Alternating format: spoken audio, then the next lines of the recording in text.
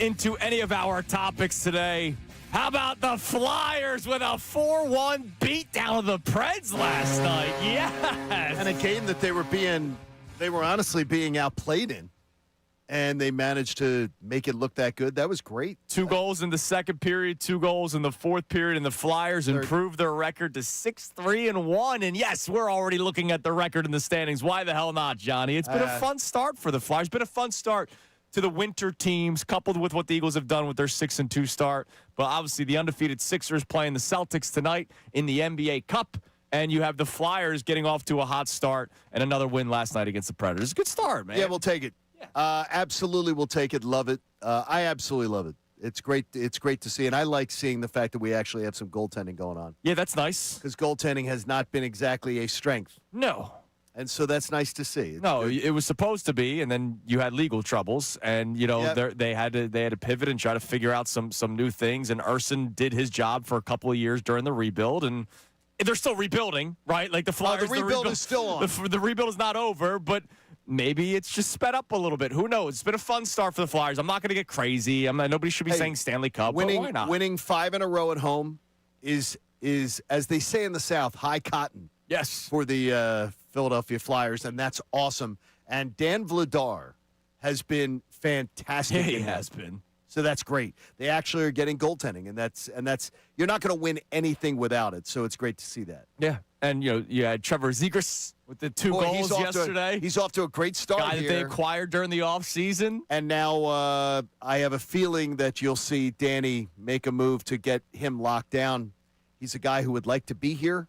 And so I think that they're going to try to make that happen. Yeah, it was nice to see Drysdale get a goal yesterday. That was nice. Yeah, it's nice. It's a little quiet since the trade for Cutter the Quitter, but I'm a Drysdale fan, so that's fine. It was a nice win yesterday. Yes, very nice for the orange and black. All right, so we have reached a Football Friday, but a Football Friday bye-week edition. So obviously, there's no Eagles game to start preparing for and breaking down. So today will be one of those days where we get to look at the rest of the league and talk about some of the matchups in the NFL this Sunday. We had a game last night between the Ravens and Dolphins that had no implications for the Philadelphia Eagles, obviously, but it's officially bye-week weekend for the Eagles. Now, what I want to do today, though, is revisit a little bit.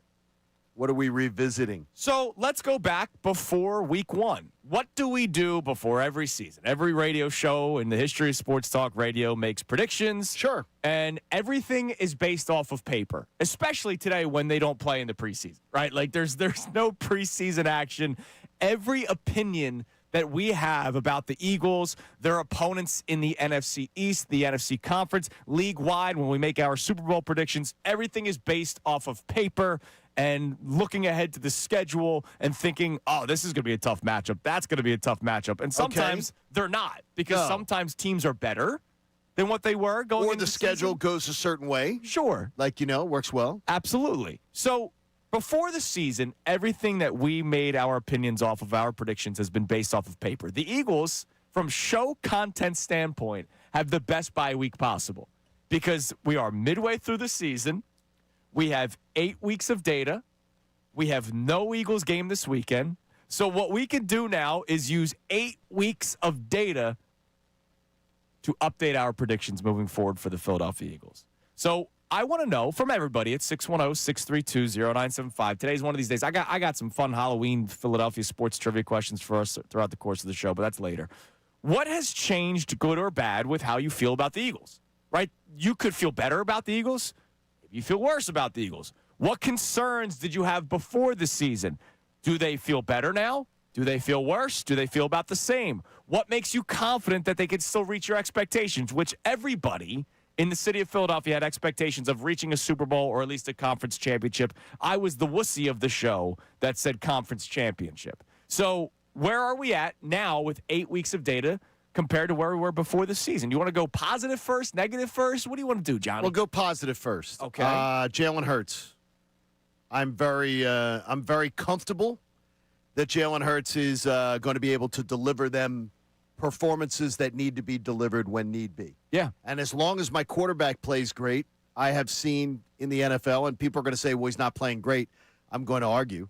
I believe that always gives me the confidence to say, look, Why are Mahomes and Allen and Lamar Jackson always talked about as these great quarterbacks? Because they're playing in January, and they're playing in the second or third week of January. Yeah. The way Jalen Hurts is playing, I have no reason to believe that we're not playing into deep into January. Whether it gets to February, I don't know. Right. There's a lot of things. So that would be my positive is I feel very, very confident that Jalen Hurts continues to take himself to a level that he makes smart decisions. And I want a smart quarterback. I want a quarterback that understands not to be turning the ball over, not to be doing reckless stuff, right, and things like that. And I can count on Jalen to do that. Yesterday, when we were going through the Dave Zangaro midseason grades, he did the midterm grades, and Professor Zangaro. He actually broke it down by week. He gave Jalen Hurts just a B against Kansas City. That game, when I know only 101 yards passing, 15 of 22, it was like the most effective 101 yards I've ever seen. I give him an A- at the very least in that game because of the fact that I went back and looked yesterday. He had 4 throwaways in that game. Yeah. So what was he, 15 of 22? Yes. So he was really 15 of 18. Like it wasn't, he was throwing the ball away to not take a loss. Right. I mean, to me, I definitely think that was a little rough. Professor Zangaro was a little tough that week. Yeah, but it shows you, like, again, Jalen Hurts will find ways to win in the games where he throws for 100 yards, or like we've seen the last 2 weeks where he's dropping back to pass a little bit more, even more so in Minnesota when he throws for over 300 yards. So that's a good answer. I will give you what Dallas Goedert has brought to the table, not because of my love for Dallas Goedert, as you guys know. No, it's well placed. But think about it. Dallas Goedert and the season that he is having will open up the doors for other possibilities in the second half. Let's face it, self-scouting week, right? That's what Nick Sirianni does. Right now in the red zone, Dallas Goedert has 7 touchdowns this season. I believe 5 of which have all been red zone touchdowns, if not 6. You know what that does for Saquon Barkley? There's going to be so much attention on Dallas Goedert in the red zone now because of what the Eagles have been able to do. That may help out Saquon Barkley. That helps out Jalen Hurts with the legs. That helps out A.J. Brown, Devontae Smith if they're ever throwing to the receivers in the red zone. So what Dallas Goedert has done is not just a positive for what we've seen through 8 weeks, but it's also a positive for me moving forward because defenses are going to have to be honest about him now, more honest than maybe they have been in years past, considering his touchdown numbers have not been high. How about the best Eagles red zone offense ever going into the month of November? Love that. There's another positive. Yeah. Put that in there and that is a credit to Kevin Patullo that within the red zone, his play calling has been creative, innovative, and as you said the other day, someone finally found a way to unlock Dallas Goedert in the red zone. Yeah. It took, where's that been? Took only 8 years of his career. Seriously, where's it been? I have no idea. And they did it. But that positive that you give about the red zone percentage being the best in the NFL. Best in the NFL, and better yet, too, best the Eagles have ever had going into November. And what makes it even better, it has not just been Saquon and tush pushes. Right? Think about it. Like it's been Dallas Goedert. It's been other players that have scored touchdowns. Last year, they were so dominant, but it was easy for them, right? It was easy. We're just going to beat the crap out of all you guys with our big offensive linemen. Clearly, there's been a bit of a struggle this season, so it has not been as easy. So Kevin Patullo has had to get a little bit more creative. Having that in the back of your mind that whenever the Eagles get into the red zone, odds are they're going to score. And that makes you feel great. And they're going to score, but they're not just going to score. They're not going to kick field goals. Right, they're getting 6. Because Missy Elliott, as our old friend Ty used to say, you can't be counted on necessarily. So coming up next, I want to get Connor's answer, but both good and bad, what is the biggest difference from your preseason outlook on the Eagles? We now have 8 weeks of data to talk about the rest of the season. Thank you, NFL schedule makers, for giving us radio hosts the perfect bye week for content purposes. But we want to hear from you, 610-632-0975. How has your outlook of the Eagles changed since the preseason when everything was on paper, and now you have 8 weeks of data? The biggest difference, good or bad, from the Eagles coming up next. It's Kincade Salciunas, 97.5, The Fanatic.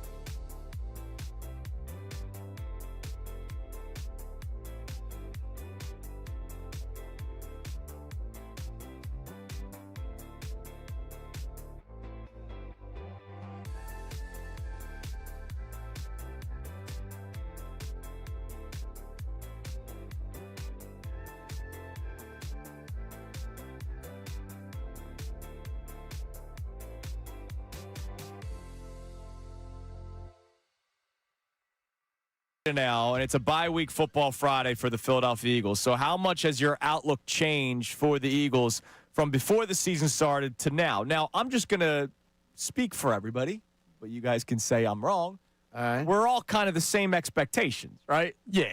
NFC Championship game or Super Bowl. Yeah, some of us, yes. Like that has not changed. It's just maybe how they get there. Connor and I actually said, let's question. go to the Super Bowl should be the expectation. You're the best team in football. Yeah, you guys were more manlier than I was. Manly. You know, Chest day for some of us. I said get back to the conference championship. Apparently that's noodle arms. Little manly. Connor, Soft. what's the biggest difference? We'll go positive first, and then we'll talk about the negative, because let's face it, there's been some bad things with the Eagles as well. There has been. Your on-paper prediction, how much has that changed from 8 weeks of data? What's the most positive difference for you? For me, it's got to be the linebackers. There were question marks heading into the season what Jahad Campbell's going to be in his first NFL year. There are questions about Nakobe Dean's health. But we forget very quickly how many questions we talked about this offseason with, is Zach Bond this guy, right, or was that a flash in the pan season? They've been really good at the second level of defense outside of that Giants game where they couldn't tackle. So whatever we thought we were getting out of the new highly paid linebacker core, we're getting more.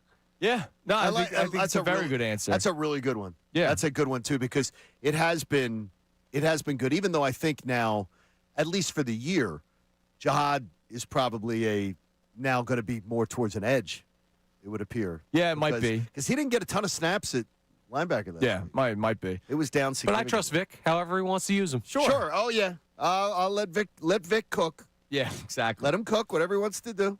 Big difference, negative. Nobody saw what was going to be going on with A.J. Brown happening.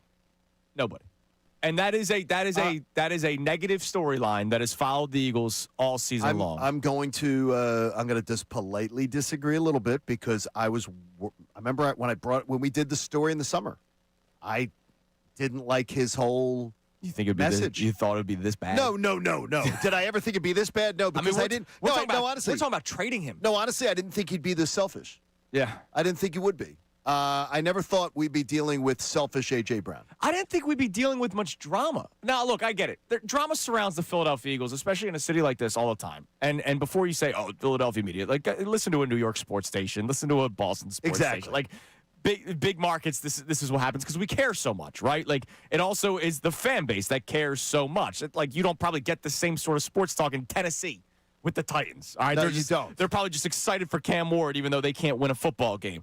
But to me, the drama surrounding the Eagles is not something I expected. After winning the Super Bowl, and Nick Sirianni, to Nick Sirianni's credit, has had a very good, clean, in-house operation. No, he's been fantastic. There's been more things that have come out this year, more things that have been said by players, and part of it could be the decision to hire Kevin Patullo as your offensive coordinator, whatever. Bottom line is there's been more drama than I think anybody actually expected coming into this season, and that, to me, has been the biggest issue with the Eagles. But you know what? Drama can be cured. Like, a bad position group doesn't just get fixed. I would imagine drama can be cured. It's just up to the men that are in-house. If you say negative, I don't like the fact that it seems like, to me, Howie Roseman has been chasing his roster all year long. Okay, it's a fair answer. That he's constantly, and more importantly, he's had to be out there making trades and doing things to fix mistakes he made in the offseason. That bothers me because Howie's so good, but I would just think when you're coming from a position of strength, you don't want to find yourself that your offseason moves have to be like sitting scrambled to be corrected. Sure. So I put that as a negative. Like letting Fred Johnson walk and then you trade, and then you have to trade to go for back. And he got peanuts. Yeah, right. Exactly. And your offensive line has been arguably your biggest issue, and you let guys walk. Well, I'm gonna guess. Is that your answer? The offensive line? Yeah, it's part of it. I mean, that's the biggest one. Like, ultimately, that's huge. They've not played anywhere near to their standard. Now, look, they played well against Minnesota. Yeah, they set the standard. They played well so against high. the Giants. Right. But knowing what this team is built off of, trenches, and let's face it, both trenches have not necessarily played to a certain standard that we're used to. But that's a big difference in terms of before the season started, when we were doing our breakdowns. And I'm sorry, Connor, that I'm speaking for you here, but I'll let you get your answer. Oh, that's okay. I don't speak that well for myself anyway. When we did our preseason predictions, man, A.J. Brown, Devontae Smith, top 3 duo in the NFL. Offensive line was always if not one, they're two. And we always thought they were the Detroit right up Lions there. were right. the other team. they've not played like a top 2 offensive They have line this absolutely season. not. What No. was yours, Connor? I'm sorry. So the offensive line is part of it, and that was obviously the strength. But I don't want to have the identity conversation per se. 8 weeks in? What is the strength of this football team? Not that they're not good at stuff. No, I know what but you're saying. I thought the strength was going to be we're going to out-physical you just like we did last year. They do a lot of things well, but if you had to say the strength of the Eagles is what? I don't know that we could pick something. Yeah, I mean, the strength has been Jalen Hurts making the smart decisions. Like, that's kind of been the strength. That's it. Now, How about this? They're a smart football team. and they that could be a don't be, strength. like- On one side you of have the to- ball, a lot of dumb penalties on the other side. Well, there's some undisciplined stuff at Sure. times. Yeah, and I think that's part of the fact is the decision you made to go so young. Yeah. But they wanted to go young. They're trying to go young, and sometimes you got to struggle with that. Yeah, Renee, one of the biggest Eagles fans that What's we up, know Renee? on our YouTube chat. Honestly, nothing has changed for me. I was unhappy with the people Howie let go, and I think that is showing to be a bit of an issue. I had no problem with most of the guys that he let go because I wasn't going to pay them what they needed to be paid Well, to second, stay. Isaiah Rodgers. Well, no, Isaiah Yeah. Rodgers is one that Yeah. they miscalculated Isaiah Rodgers. Right.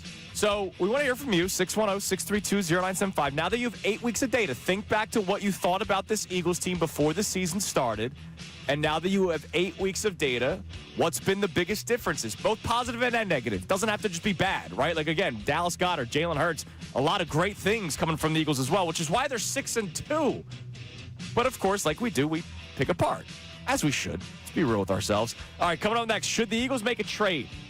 One NFL analyst broke down each team and how aggressive they should be before November 4th. Hear how aggressive the Eagles should be next. It's Kincade Salciunas, 97.5 The Fanatic. Now on 97.5 The Fanatic Sports Update.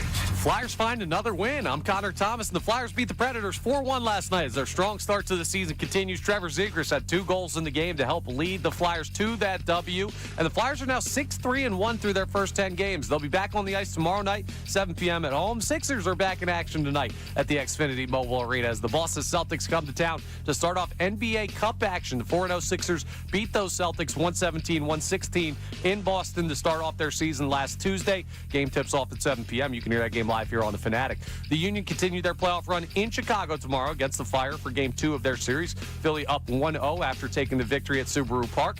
And the Ravens smoked the Dolphins 28-6 on Thursday Night Football last night to open up Week 9. Eagles had the week off, but did make a trade for corner Michael Carter II from the Jets earlier this week. Jake Asman, who talks on ESPN New York about the Jets, talked about Michael Carter's versatility. He's a guy that's always talked about how versatile he is. And, I mentioned that he was a converted safety, played safety at Duke, but he's never really been an outside guy, at least with the Jets. So if he could do it, it'd be the first time we've seen him consistently do it if he does it with the Eagles. We'll see where he fits in with Vic Fangio's defense. We'll talk to Kevin Negandhi of ESPN at 9:10. This update's brought to you by Aleve. Traffic and body pain can slow you down, but don't let the pain stop you. With just one pill, Aleve provides up to 12 hours of pain relief so you can keep moving. Use as directed. I'm Connor Thomas on your own for the Sixers, Flyers, and Union, 97.5 The Fanatic and 97.5thefanatic.com.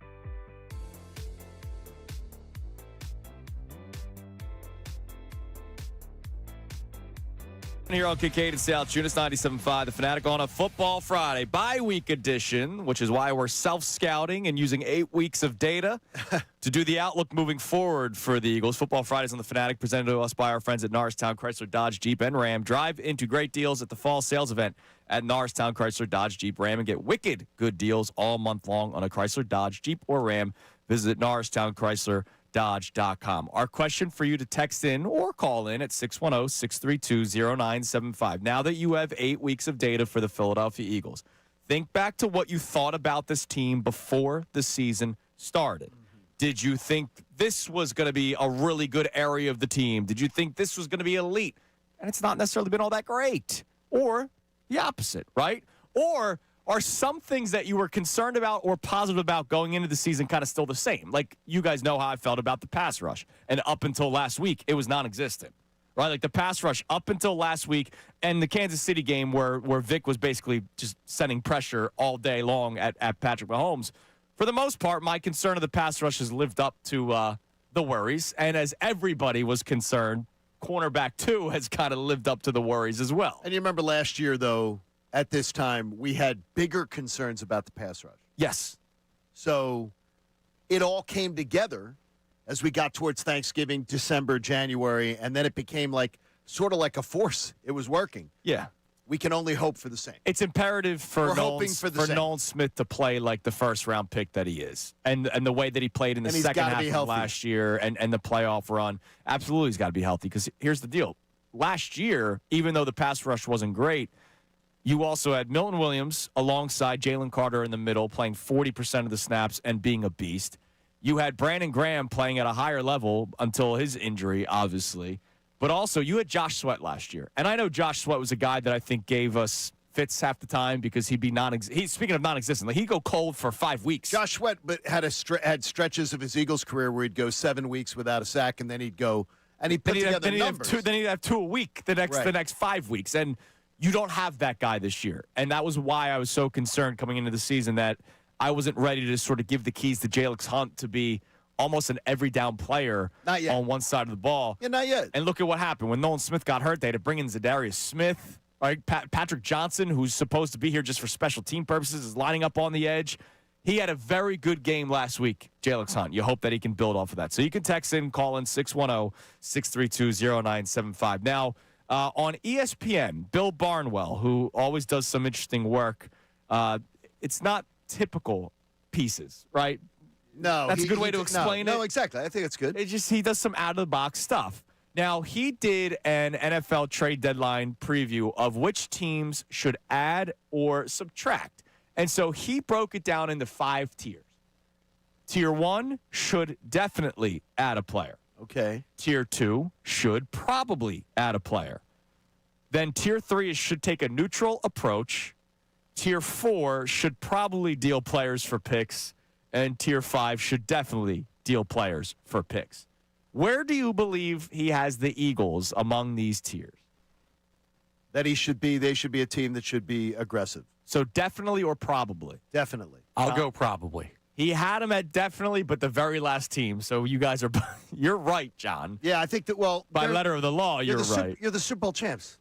So here's what he wrote about the Eagles. Now, this article came out yesterday, so this is post-Michael Carter II trade. Okay. He said the Eagles made their move at cornerback Wednesday by shipping John Mechie to the Jets for Michael Carter II, who had seen his role diminish this season. Like the Rams, who traded for Roger McCreary, the Eagles acquired a slot cornerback despite really needing a corner who can line up on the outside, where Keely Ringo and Adoree Jackson have struggled this season. There just aren't many outside cornerbacks on the market right now. I don't know where people keep getting this. Philly will likely move Cooper DeJean out of the slot, which will be a major test for the second-year standout. I don't believe it. I got to see it first before, No, I don't believe they're going to do that. Vic Fangio doesn't want to do it. Vic Fangio is, by the way, I found 3 yesterday. I found 3 quotes, 1 in audio, 2 in print, where he pretty much said that's not my preference. Right. So I don't believe that's what they did. Unless he thinks highly of Michael Carter II. He might. Right. He might think so highly of him that he goes, yeah, let's try this out. He continued writing, otherwise, GM Howie Roseman is probably looking at adding depth on both sides of the line of scrimmage. Brett Toth hasn't looked great filling in for Cam Jurgens, and injuries have already led Philly to bring Brandon Graham back out of retirement on the edge. I would be surprised if Roseman sprung a trade for a weekly starter anywhere else on the roster besides cornerback, but bringing in some big bodies up front who can fill in for a handful of snaps or a spot start here and there seems like a logical move. I don't think it's going to be some exciting trade deadline for the Philadelphia. I don't either. Despite everything we were hearing yesterday, I do not believe that. We'll get into the Myles Garrett I don't believe thing. that's going to be the case. We'll I'm shocked at that dialogue, but it's good. We might spend 5 seconds on it. It's unbelievable. Honestly. But by the way, the other teams that are in the should definitely add category, the Rams, the Chiefs, the Colts, the Lions, the Bills, all pretty much Super Bowl contenders. Correct. Like when you are close, you think about making moves that are a little more impactful. Right. Absolutely. You All have right. to be considered one of the top teams. Let's check the text line for the first time this morning. You can text the show at 610-632-0975. 8 weeks of data. How has your opinion changed of the Eagles, if at all? Maybe you haven't changed. Well, again, Renee has not. She says this is pretty much how I expected it to go. I didn't like the guys that left. I was upset with some of the players that left, and it's reared its ugly head at times for the Eagles. But maybe some of you think more positively about the Eagles and their 6-2 start. What do we got? Oh, we got a ray of sunshine leading off the show today. Okay. So this is the guy who previously texted and said, guy or girl, slow down. They took 14 points from the Giants, who were down 8 starters when it got out of hand. He had previously texted in, A.J. Brown is nowhere near a top 5 wide receiver. Stop it. And follows up with his thoughts on today's show. Here's the bottom line. Before the season, the Eagles were Super Bowl favorites and now not in the top 5. Can't spin that positively. All right. Does he or she believe they're not When the top five? 5 to go to the Super Bowl? I think this is just a negative person. Yeah, no, it seems it.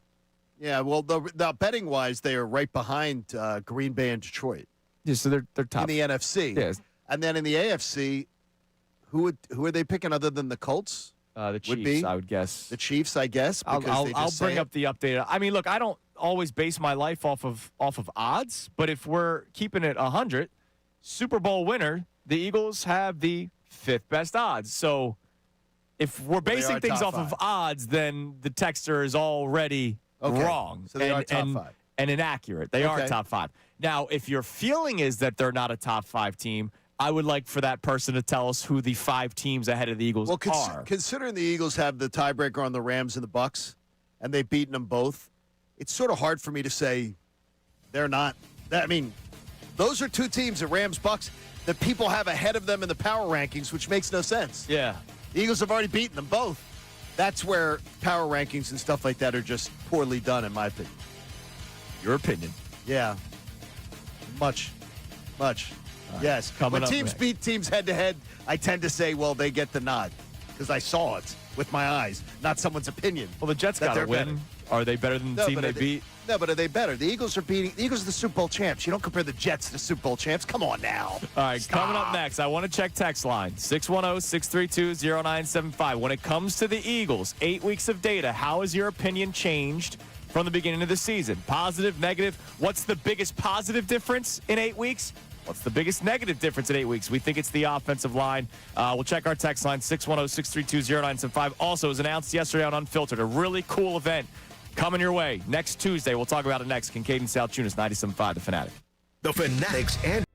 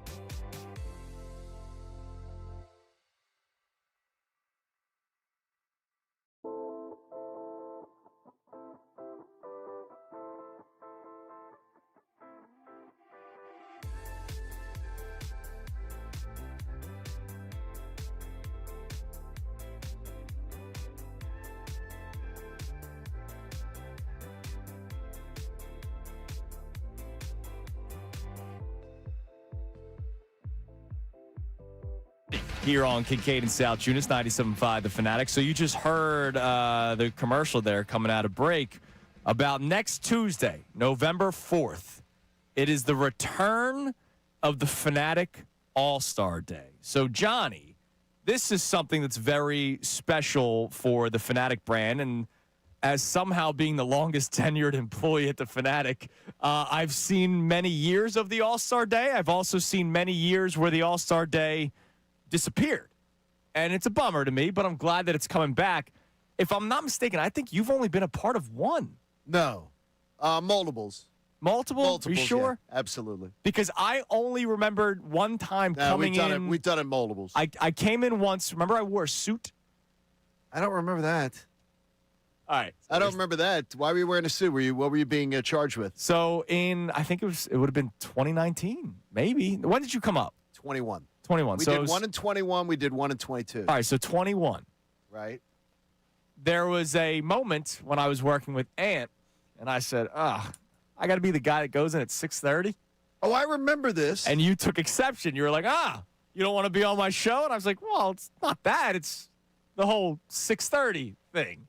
And so I said, you know what? Fine. I'll show the ultimate respect. And I came in wearing a suit that day. I remember that now. And then after I was done on with you, it was with Bobby and Jamie. Right. I went back home because I lived in Manayunk. And so you changed. I was 5 minutes from here. So I went back home and put back my normal clothes on because, as you know, I'm not somebody that really dresses up all that much. So the Fanatic All-Star Day returns next Tuesday, November 4th.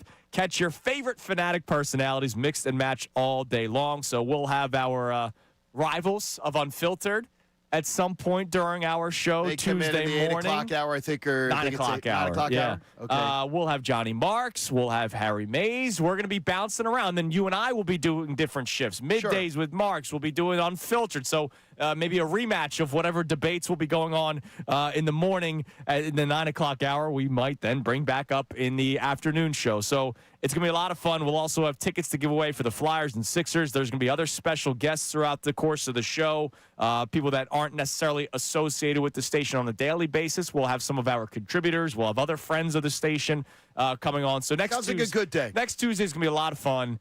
Can't wait for it. And I love some of the things that we're doing here at the Fanatic because this place is near and dear to my heart, as you guys know. 11 years here. I got to like this place a little bit. Connor? Yeah. Are you excited? Clearly you do. Yeah, I'm very excited. I get to hang out with Middays with Marks for a half hour and chat with them. So I'll see what that's all about. You can see what it's all about. It's about Ray Dunn. Hell yeah, it is. I mean, Ray Dunn's Is he top billing on that show now? I swear to you, Ray gets a lot of billing, and he does a good job. As he should. And they're having fun. More importantly, they're having fun, which is great. We're all having fun here. Great. That's the fun thing about this. All right, so text line. You can text in 610-632-0975. Our question for you, now that you have 8 weeks of data, how much different is your outlook on the Philadelphia Eagles from the preseason when everything was based off of paper, vibes, W's and L's, you name it? I'm shocked. I'll be shocked to see how this shakes out as far as people, whether they're more positive or more negative. I think ultimately it's going to be more positive because the point of reference with this team is that they deserve the benefit of the doubt. That's to me. So there's that, and if you think about it, right? So part of the luxury of having a bye week is being able to sort of calm down your emotions a little bit. And look, it helps that going into the bye week, they finally had a dominant win. Because up until the Giants game, there was not a 4-quarter dominant victory. Dylan McKinnon had said to me the other day, if they had had the Giant game on Thursday night leading into the bye, this city would have lost its mind for 2 weeks, and he's exactly right. But the fact that they won and won the way that they did, fashion, yes. You feel good. So think about it for a second. There's been drama with A.J. Brown, right? We all know it.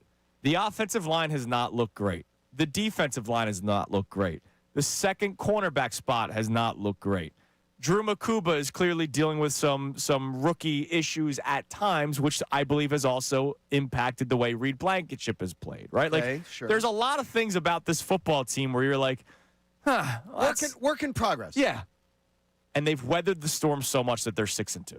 I think that's why it would be more of a positive outlook at the bye week than negative. There is one conversation I had this week with somebody who is much more entrenched around the Eagles than I am. that said to me the one thing. I said, what do you hear on sports talk radio that makes you go, that doesn't sound right when they hear us talk? Sure. And one of the things is like when you guys are talking to listeners that say, nobody in the locker room cares about any of this drama. It's just sports talk radio. And this person who was entrenched said, that's wrong. Because there are definitely guys in the locker room who aren't happy with distractions. Yeah. They don't like it. And I know that Jalen's one of them. Like, he hates distractions. Well, and that's very public. Well, think about some of the... But like you hear people say it, and even on our text line, like, oh, this is something sports talk radio cares about. The players don't. And I was told flat out, that's wrong. That's Well, think about the completely wrong. message from Nick. I've heard Nick Sirianni say this. Okay. And there might be other players that you can think of that have said this. I think Saquon said it at one point. Well, we got to tune out the outside noise, right? Yes. Here's the deal.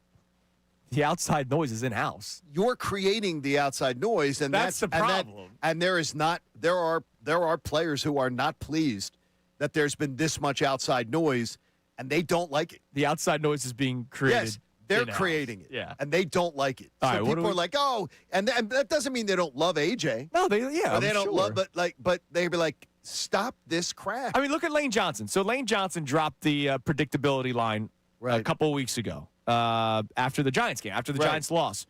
And then when they beat Minnesota, he declined to speak. The media gathered around his locker, and he said, I'm not going to speak because I don't want to say something that's going to then, be brought back up throughout the course of the week. Correct. And Because he knows there's too much of it going on right now. Right. So he declined to speak because of what happened the previous week. A lot of the noise is happening in-house that's then bleeding out to the outside, and then us outsiders are the ones reacting to it. What do we got on the text line? So Darren in Westchester checks in, says, the Eagles season is still a work in progress, but I am still disappointed that A.J. Brown is being a little bit of a baby to this point. Yeah, I mean, look, because That's fine. That's the biggest issue right now. Like, we're legitimately talking. Think about this for a second. We're talking about trading a top 5 wide receiver, right? But we're not talking about trading them now, but we're talking about right. it in the future. Yeah. And we're not talking about it like we want it to happen. No, none of us want it to It's what's happen. being reported. This is going to sound really weird, and I'm sorry. What's that? This is how much of a loser I am.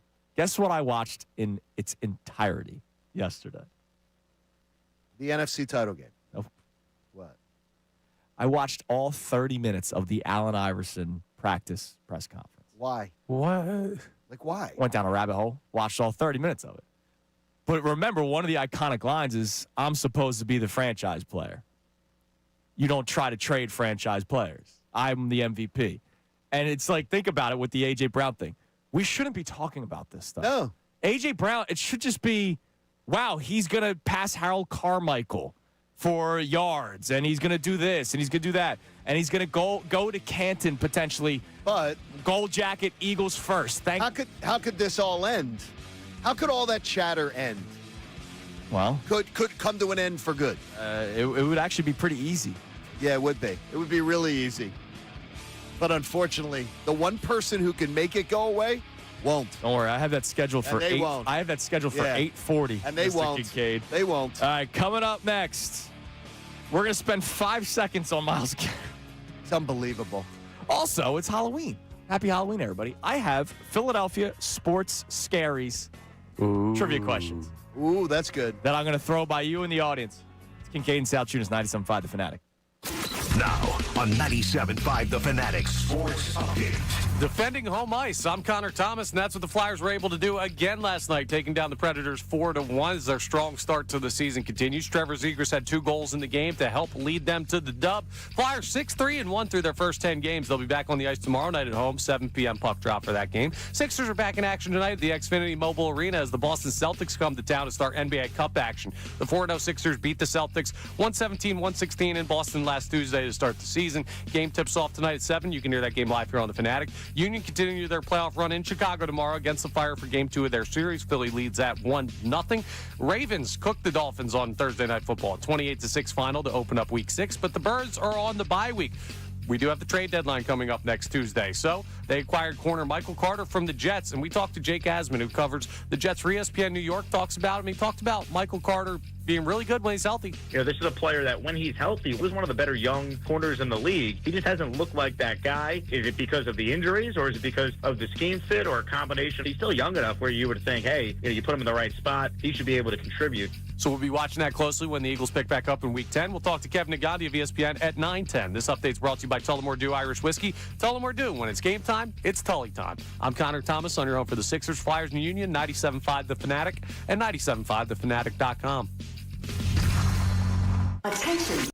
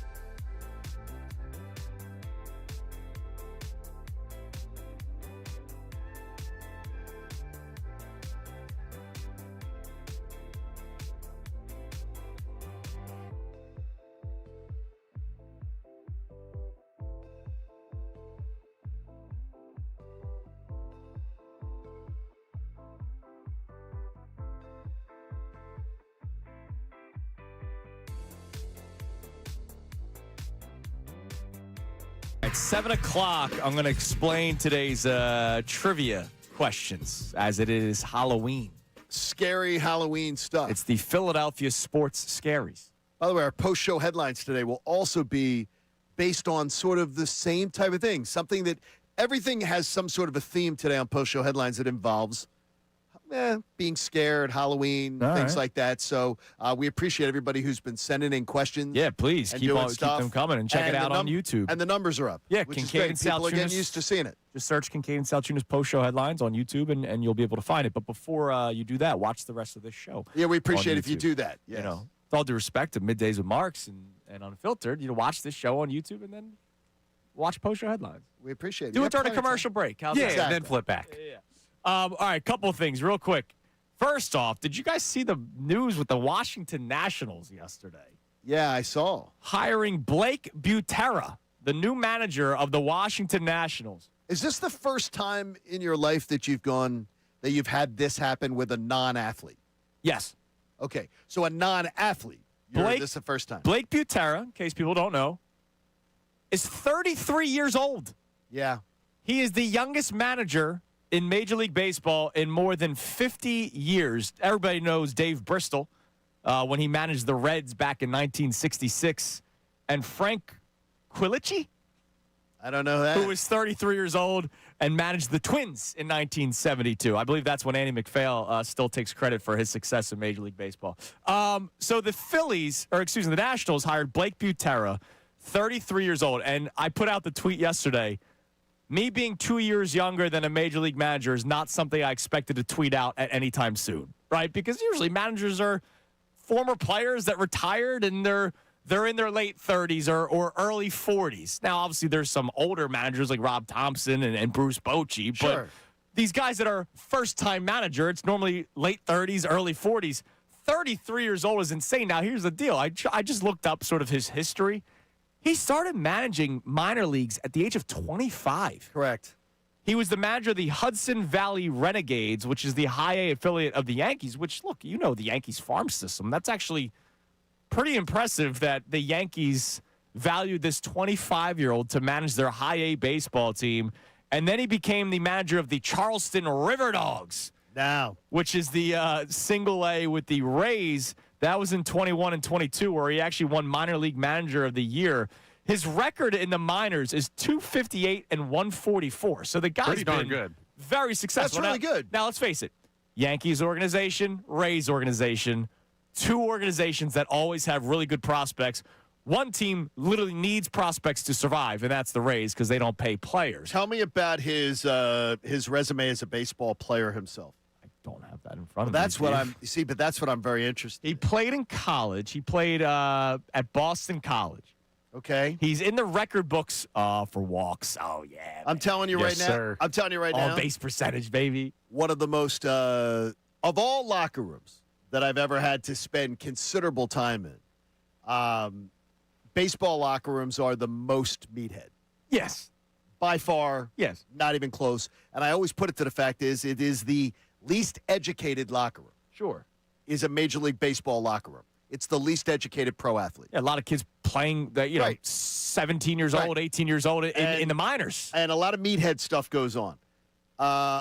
In a Major League locker room, I'm really interested to see how a guy without a pedigree manages guys who are making considerably more money than him, more power than him. I'm really interested to see Well, how maybe it all best works thing out. for him is it's the Nationals' really young team. Like, Sure. if he's, let's say the Phillies fired Rob Thompson and the Phillies hired this, I don't want to say kid because he's older than me, but This kid. his kid, he's You 2 can say years kid. older than me. If the Phillies hired him, it's like, oh boy, how is he going to manage Bryce Harper, right? Right. But, It doesn't matter. The thing is, though, is what I've found is the meatheads in baseball, it doesn't matter if they're 22 yeah, or 32. he's just got to make sure C.J. And- Abrams isn't gambling. And a pedigree, 2 in the morning. and a pedigree to these players matters. Yeah. Like where you're from, who'd you play for, where you're from, what you're. I'm really anxious to see this. He might be at the tables with CJ for all I know. I don't know. I'm Listen, anxious man, to get some see hands this one in. work out. See how That's it works fine. out. Because I'll tell you, it's out of the box. It's totally out of the box. You're listening to 97.5 The Fanatic, WPEN, WPN, HD1 Burlington, Philadelphia, Beasley Media Group Station, broadcasting live from the Comcast Business Studio, powering possibilities. We'll check our text messages here momentarily. I got the Philadelphia Sports Scaries trivia questions that I want to give you. But real quick, the report? You want to say report? It was a Rumor? no, it wasn't a. It was a report from a Yahoo NFL writer who is not a dope. Like, he's not a guy that's a dope. I know. It's not like he's. Check the updates folder, Connor. I know Unfiltered played it yesterday. But there was a guy who covers the NFL for Yahoo Sports that was on a Cleveland radio station yesterday. And, of course, they were talking about potential players that they would trade away, right? Here in Philadelphia, we're looking for players to acquire. Cleveland is talking about who could they trade away. And they have a list of them. Like Jerry Jeudy is a guy that could be on the move. Sure. But, of course, the name Myles Garrett pops up. And, of course, the name Howie Roseman pops up. Take a listen. Rumor going around, and I have not heard it out of the Eagles, but I've heard it from a couple of other super high-ranking people in other teams that are clearly on the phones. You know, Howie Roseman and the Eagles are super hot after Myles Garrett, and Howie give up like 3 first-round picks for him, which, if it's coming from the Eagles, those are 3 late firsts, so it's like even arguable. When you get through the draft process, you know, how many first-round grades do you really have? Maybe you have between 14 and 18 in a typical year, and that means that if you're drafting in the late 20s, early 30s, you're not even getting a player that's really considered on your board. Unless you're lucky, you're not getting a player that maybe you have a first-round grade on. But yeah, so that's kind of like this rumor that's out there that, hey, like, Howie would really love a shot at him. But again, I was told by the Browns they're not interested in moving him. That was courtesy of There you go. 102.5 The Game in Cleveland. And I think that's fine. He was told by the Browns they're not interested in moving him. That's their official statement. He heard nothing from the Eagles, yeah, but he's hearing it from other people. sure. And no idea who those other people are. Look, Myles Garrett is a freaking beast. And when there was talks of potentially being able to acquire him during the offseason, you guys know how I feel. I'm all in. I'm all in on him and the TJ Watts and the Trey Hendricksons, because I think they play at a tier higher than what you have here in Philadelphia, Nolan Smith being the best pass rusher. Myles Garrett's on a tier of his own, by the way, like by himself. 5 sacks last week en route to a loss and then complains about losing. Wow. Okay. You thought you were going to win in Cleveland. Yes. It's not happening. It's not happening. And it Period. goes clear. I'm shocked, though, the amount of Eagles fans that are so thirsty to be like, you got to do this. You got to do this. Oh, because he's a freaking beast. And that's I get it. that's pretty much what But it the is. thing is you've spent your entire lifetime wanting to see a franchise Right. get it right and get things set up right for the future. You got to sign 3 players that are going to reset the market when they sign. And that is going to be Jalen Carter, Quinyon Mitchell, and Cooper DeJean, who right now is considered maybe the top slot corner or one of them in the entire league. And by the way, those last 2 names will be in the same year. All 3 of those guys are going to reset the market for their position when they sign. So it's like, yeah, go get Myles Garrett. Then you're not going to be able to sign them. Right. Because you have to, or unless you're letting Jalen Carter walk. And you're also not replenishing talent with those 3 first-round Right. picks that you're I mean, trading away. it And is- I get what the reporter was saying, late first-round picks. Usually there's only 14 to 18 players that are considered true first-round grade. Sure. But then you have guys like Jahad Campbell that fall because of injury concerns. And that's a guy that had a first-round grade from teams all across the NFL, and the Eagles got him at 30. No, he did. So- and the thing is, and he fell. And so, look, I'm just surprised the amount of people that like. It's so good. I said it before and I'll say it again. I've waited my whole life to root for this team, to root for this era of Eagles football, and to see Howie get everything lined up where it's perfect and it's set up for future years. The offense is very expensive right now. The defense is not. Then you replenish the offense side of the ball as those players move on. Like I believe you're going to see guys move on in the next few years, like an AJ will move on properly. You're replacing them with the draft picks that you've got. Right. You're drafting well. Then you get cheap on the offensive side when you got to pay the defense. right. Like, the I've waited immediate- my whole life for this to happen, and now people are like, no, mortgage the future. Well, because the immediate improvement that Myles Garrett would provide is what I think people are caught up on, right? Because he would, like, Oh, it will be immediate. dude, like, yeah. you want to talk about Super Bowl favorite odd changes? No, be immediate. If It this would be trade huge. happened today, FanDuel, DraftKings, Parks, every would sports be book in the amazing. world will be like, hurry up, update the odds because we don't want people jumping in on it right now. No, it would be crazy. And I think that's where a lot of people immediately think of before they think about down the road. Yeah, and that to me is just one of those things that bothers me because I it's got the you. idea of that I've waited my whole life to see a team in town get it right. Yeah. Like right now, I can envision, we did it on post-show headlines the other day, I can envision a time where 3 years from now, 2 years from now, we're looking at the Sixers and the Flyers and going, dude, we're really set up nicely. Yeah. And this team's ascending and things are set up nice with young talent. And I think of Cooper Salciunas every time. Thank you. I think of a young Nice. I think of a young kid growing up in this town where he could grow up in an era where the basketball teams got it right, the hockey teams got it right, the football teams got it right. As far as not necessarily winning a Super Bowl every year or a Stanley Cup every year, Right. but you're in the mix where all In the those mix. teams are good. That's what you got to ask for And that'd or be good. hope for almost every single year. All right, it is Halloween. So real quick, Connor. Oh, thank you. I love the best Good work. Halloween theme ever. I watched it as a kid by myself with the lights Oh, off my when my gosh. parents were out of the house. Dude, Scared the hell out of me, man. I saw this at the Waverly Theater I love that. in Drexel Hill, Pennsylvania.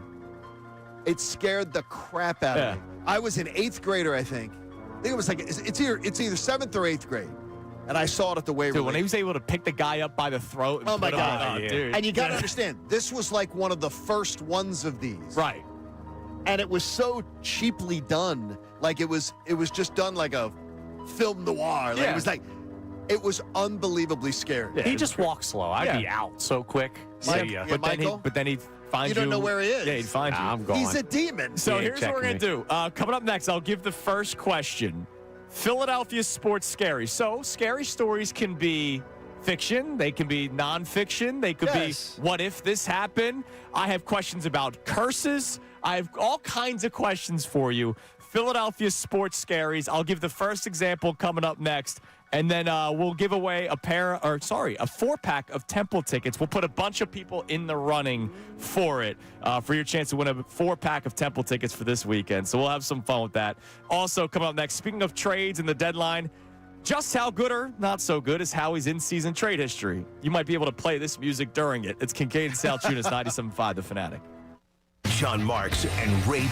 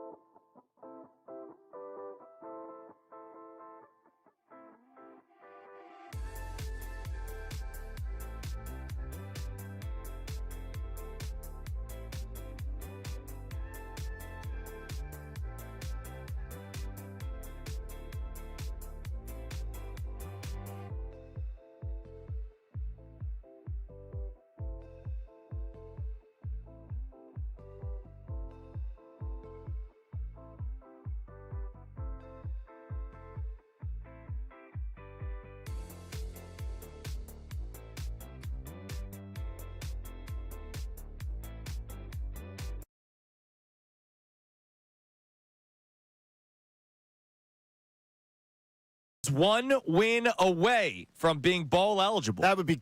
How wild would it be if they won tomorrow? Oh, it would be great. And you could be in That'd be attendance wild. for it. 2 o'clock kickoff right in the middle of your Saturday. Tailgate a little bit. Have a nice time. It's supposed to be sunny. It's not supposed to be rainy and windy. It's going to be nice. It's supposed to be a nice day. Wind's going to get out of there. Wind was nasty this morning. Yes, it was and should be throughout the course of the day today. Crazy. But tomorrow's supposed to be a beautiful day. Beautiful. So you could win a 4-pack of tickets to see Temple take on East Carolina at Lincoln Financial Field. 2 o'clock kickoff tomorrow. Get ready, Owls fans. Make sure to get your tickets today by calling 215-204-8499 or by visiting owlstix.com or by being our winner of the Philadelphia Sports Scaries trivia game. So what we're going to do is throughout the course of the show, I will ask questions. And John and Connor will be able to try to answer them. But I also want you at home playing and texting in the answer. So what we normally do is the first person to text in the correct answer would be the winner. But we could have 5 people qualify, and then we'll pick a winner at the end of the show. So I just want to use an example first. So this is not something I need people texting in for. An example question, because scary stories can be anything, right? It could be ghouls. It could be fiction, nonfiction, whatever. But it's all Philadelphia sports related. So Jalen Hurts is the franchise quarterback, correct? Yes. Yes. Super Bowl MVP. Yes. What scary turn of events could there have been if the Eagles did not have Jalen Hurts as the starting quarterback? Who was the other quarterback that could have been here? Ooh. Would have been Jared Goff. No, I'm going back to the other Russell one. Wilson, I'm yes. going back to the original one. And how scary would that have been if Russell Wilson was the player that they traded for? And by the way, really wanted. They did. Before anybody rewrites history, the Eagles did not want Jalen Hurts as their starting quarterback. How about the other one that they were seeking after? There was another the Wilson. Jets. Another The Jets. Wilson. Yeah, Yeah, Zach Wilson. That would have been worse. They would go to the Disney Channel to get a quarterback. Right, exactly. I mean, he looked his real life of Zach and Cody. I think Russ would have been worse because we would have gotten an Eagles Country Let's Fly video instead of Broncos Country Let's Ride. We never lived that down. Yeah, you're right. That would have been definitely ugly. would have happened. So here's the first one that I'll give for people to text in at 610-632-0975. Again, it's not all going to be the what if scenario. I have a bunch of random That's things. a good one, though. But I'll start with this what if scenario, all right? One of the best players that led to the Eagles' first Super Bowl on the defensive side of the ball was Malcolm Jenkins. What could have been the other scary turn of events? Because there was a major debate about who the Eagles should have signed for the safety position. Instead of Malcolm Jenkins, majority of Philadelphia sports fans wanted this player. So hold the answer. I'll ask you guys to answer it at the end of the segment because I want people to text it in first. The first person to get the answer correctly will be in the running for the Temple 4-pack. Text the answer to 610-632-0975. Now, do you still have that scary music? Oh, my God, that was so good. Dr. Loomis. The Philadelphia Eagles are being prepared, as the rest of the NFL is as well, for the upcoming NFL trade deadline, which is November 4th. Let's go through Howie Roseman's in-season trades. Oh, no, it's over bad. the years. It's scary. All right. Now, look, Howie Roseman, tremendous general manager. Great, right? 2-time Super Bowl champion for the Philadelphia Eagles. Has brought them to 3. So we love Howie Roseman and what he's been able to accomplish for the Eagles.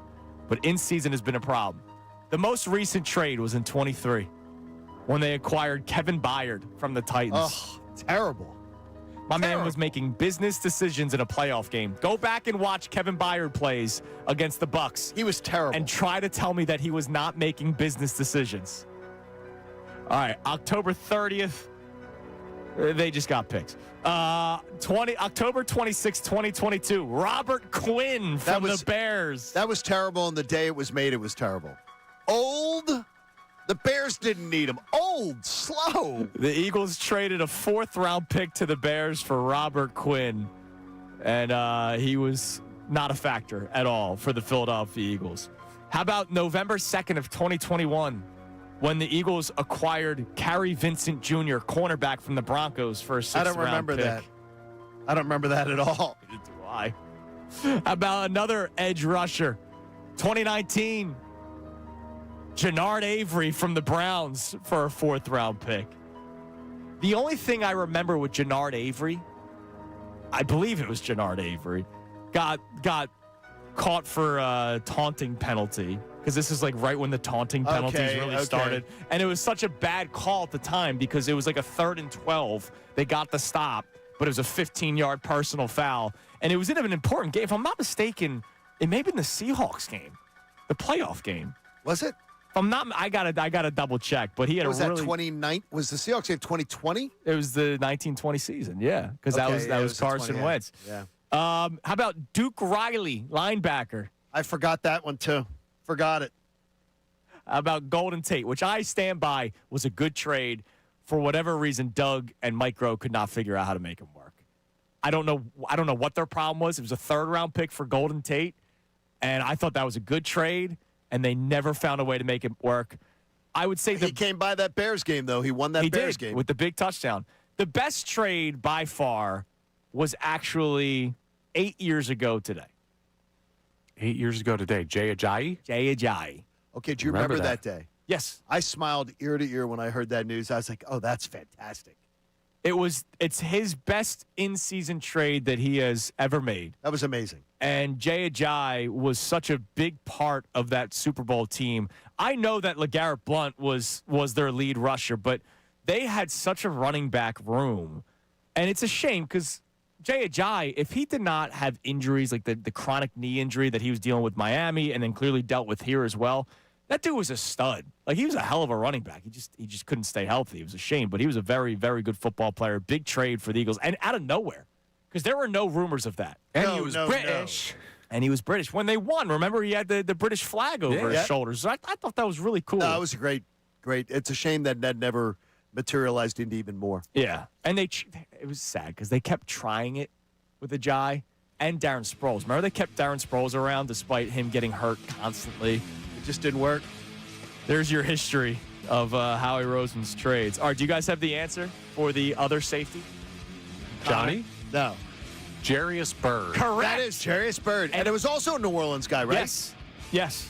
Everybody in Philadelphia wanted Jarius Byrd and not Malcolm Jenkins. And boy, did they get that one right. Now, So John's got to go first because I'm going to be reading the text line. So That's the truth. that's a good point. So Jarius Byrd, I knew it was another New Orleans guy. whoever got it first will be in the running for the 4-pack of Temple tickets. I have a bunch of these questions that I'll give to you throughout the course of the show.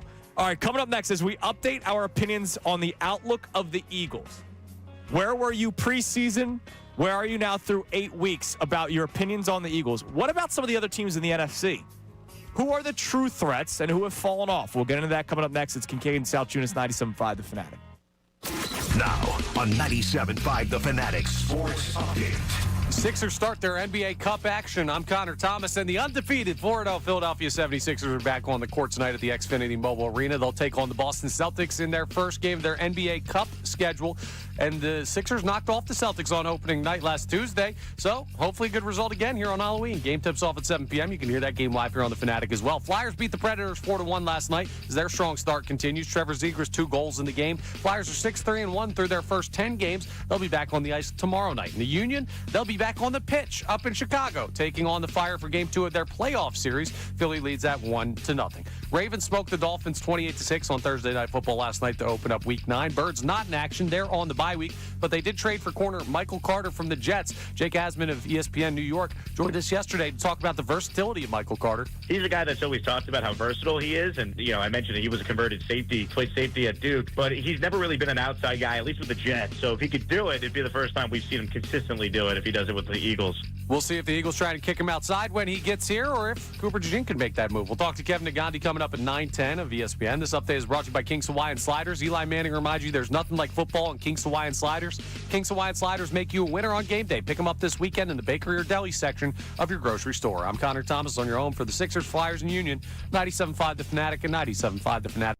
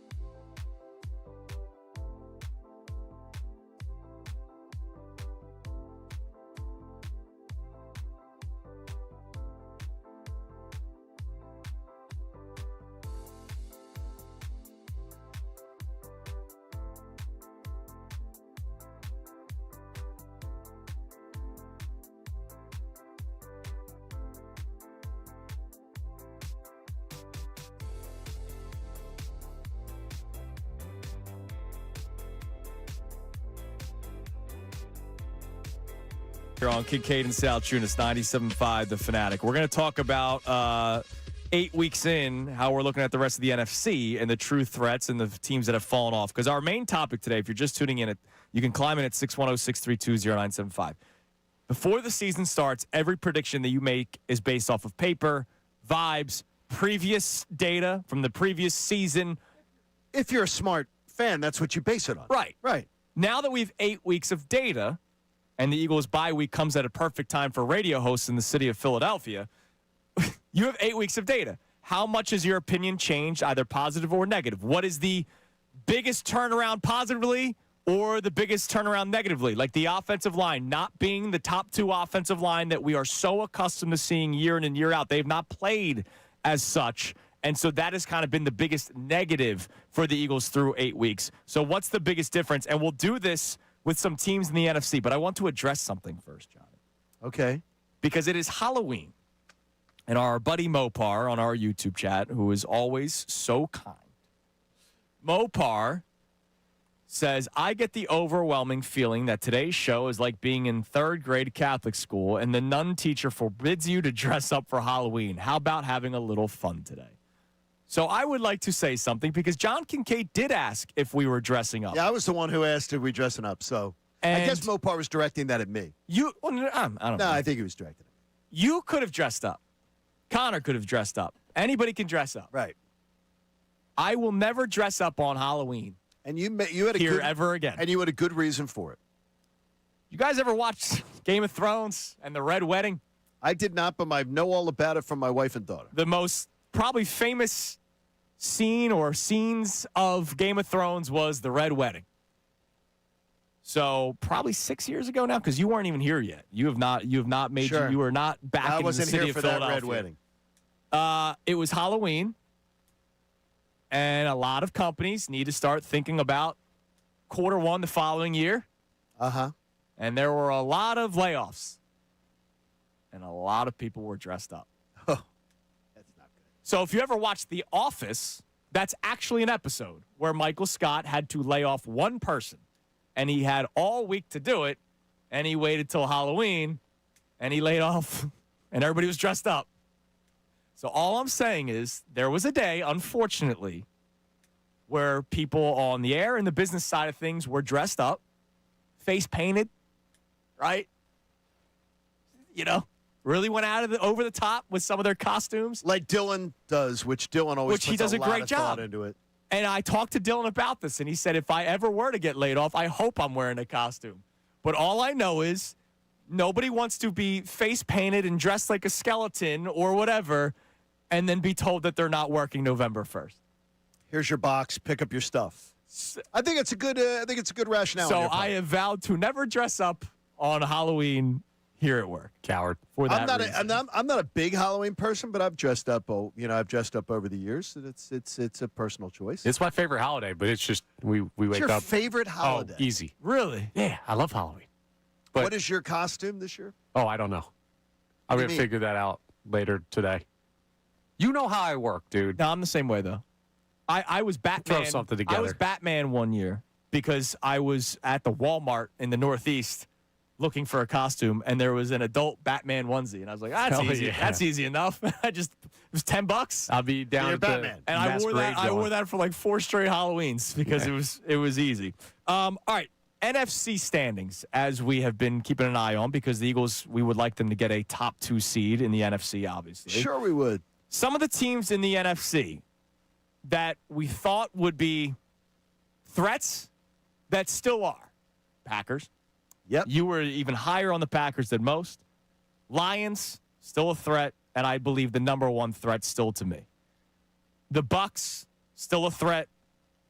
The team in the West that we talked about the most was actually not the Rams. It was the Niners because of their weak-ass schedule. Which is still weak ass. It's still weak-ass, but how many players can actually play for the San Francisco 49ers? Bosa is done. Fred Warner is done. Ayuk will come back eventually, we think. The last update we heard from him He's was... coming back, right? Yeah, but the last update we heard from was that it wasn't progressing the way that they thought it would. Correct. I don't know. They lost George Kittle for an extended period of time. He is back. You never know what's going to happen with Christian McCaffrey. The quarterback situation, Mac Jones, Brock Purdy, what do they do? I would say of the teams that we've mentioned so far, Packers, Lions, and Bucks, the Niners are the one that have fallen off the most. Yes. Even if they do make it to the playoffs because of their schedule, you're not like worried that they're going to make a run in the NFC. Correct? We're on the same page there. I think it's fair. Yeah. The Rams, you have to still respect. Yeah, you better respect them. And even though they're 5-2, the Rams are a very good football team, and that defense has been playing much better as of late. Thing is, there really aren't any surprises after that. Like the Seahawks have played well, and we'll see if that continues. But other than that, who's the surprise? Like the Cowboys are under 500. The Commanders are under 500. Yeah. The Bears, you don't actually think are going to be some threat in the NFC. No, I thought the Commanders were going to be a last wild card team. Yeah. And we don't even know if they're going to make the playoffs at this point. No, right now they're not looking If they good. lose this weekend to the Seahawks because Mariota's the starter, they fall to 3-6.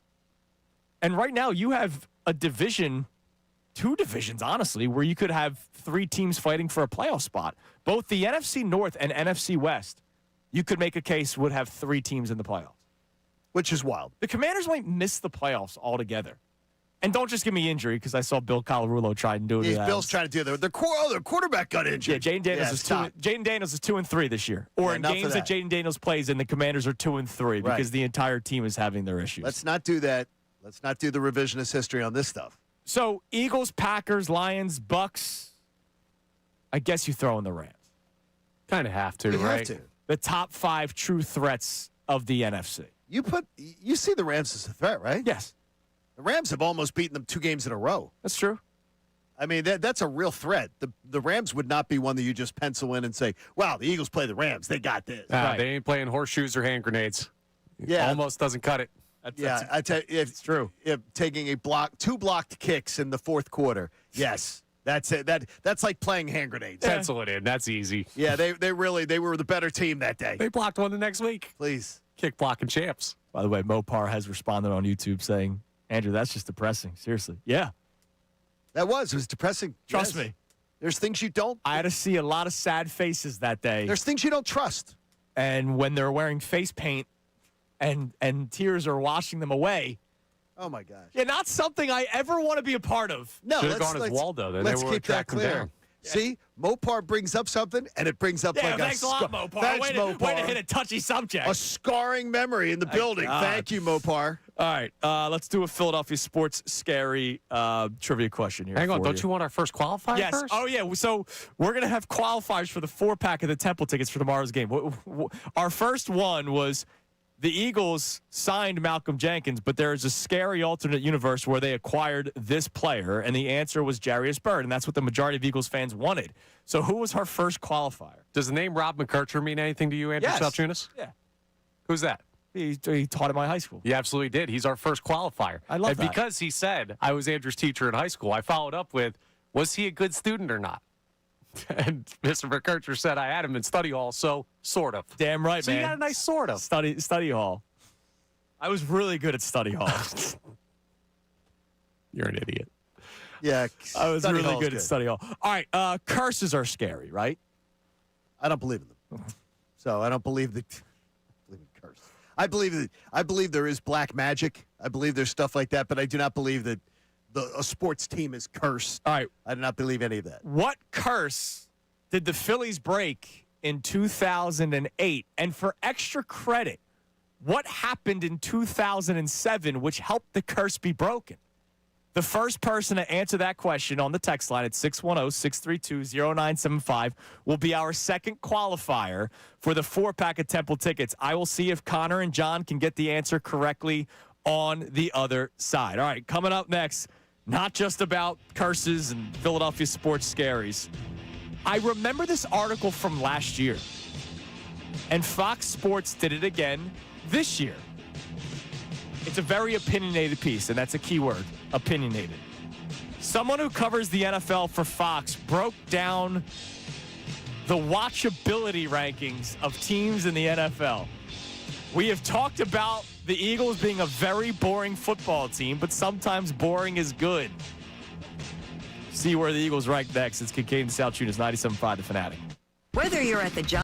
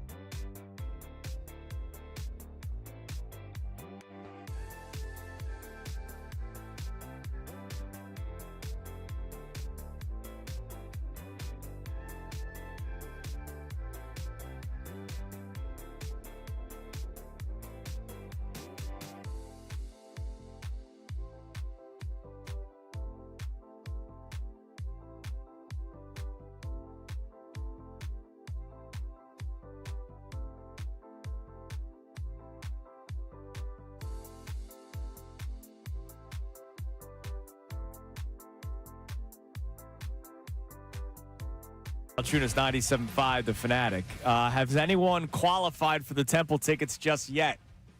In our latest Philadelphia Sports Scaries trivia question. Still trying to get the information from our qualifiers. Okay, so we'll get that here momentarily. Our most recent Philadelphia Sports Scaries question: what curse did the Philadelphia Phillies break in 2008? All right, Fox Sports NFL watchability rankings. Where do you think the Eagles come in on this? They only have 10, and the Eagles do come in on the list. The Eagles' watchability rankings, well, I know I'll take issue with the list if they're not in the top 3. They're they should not be. in the top 3, dude. That's ridiculous.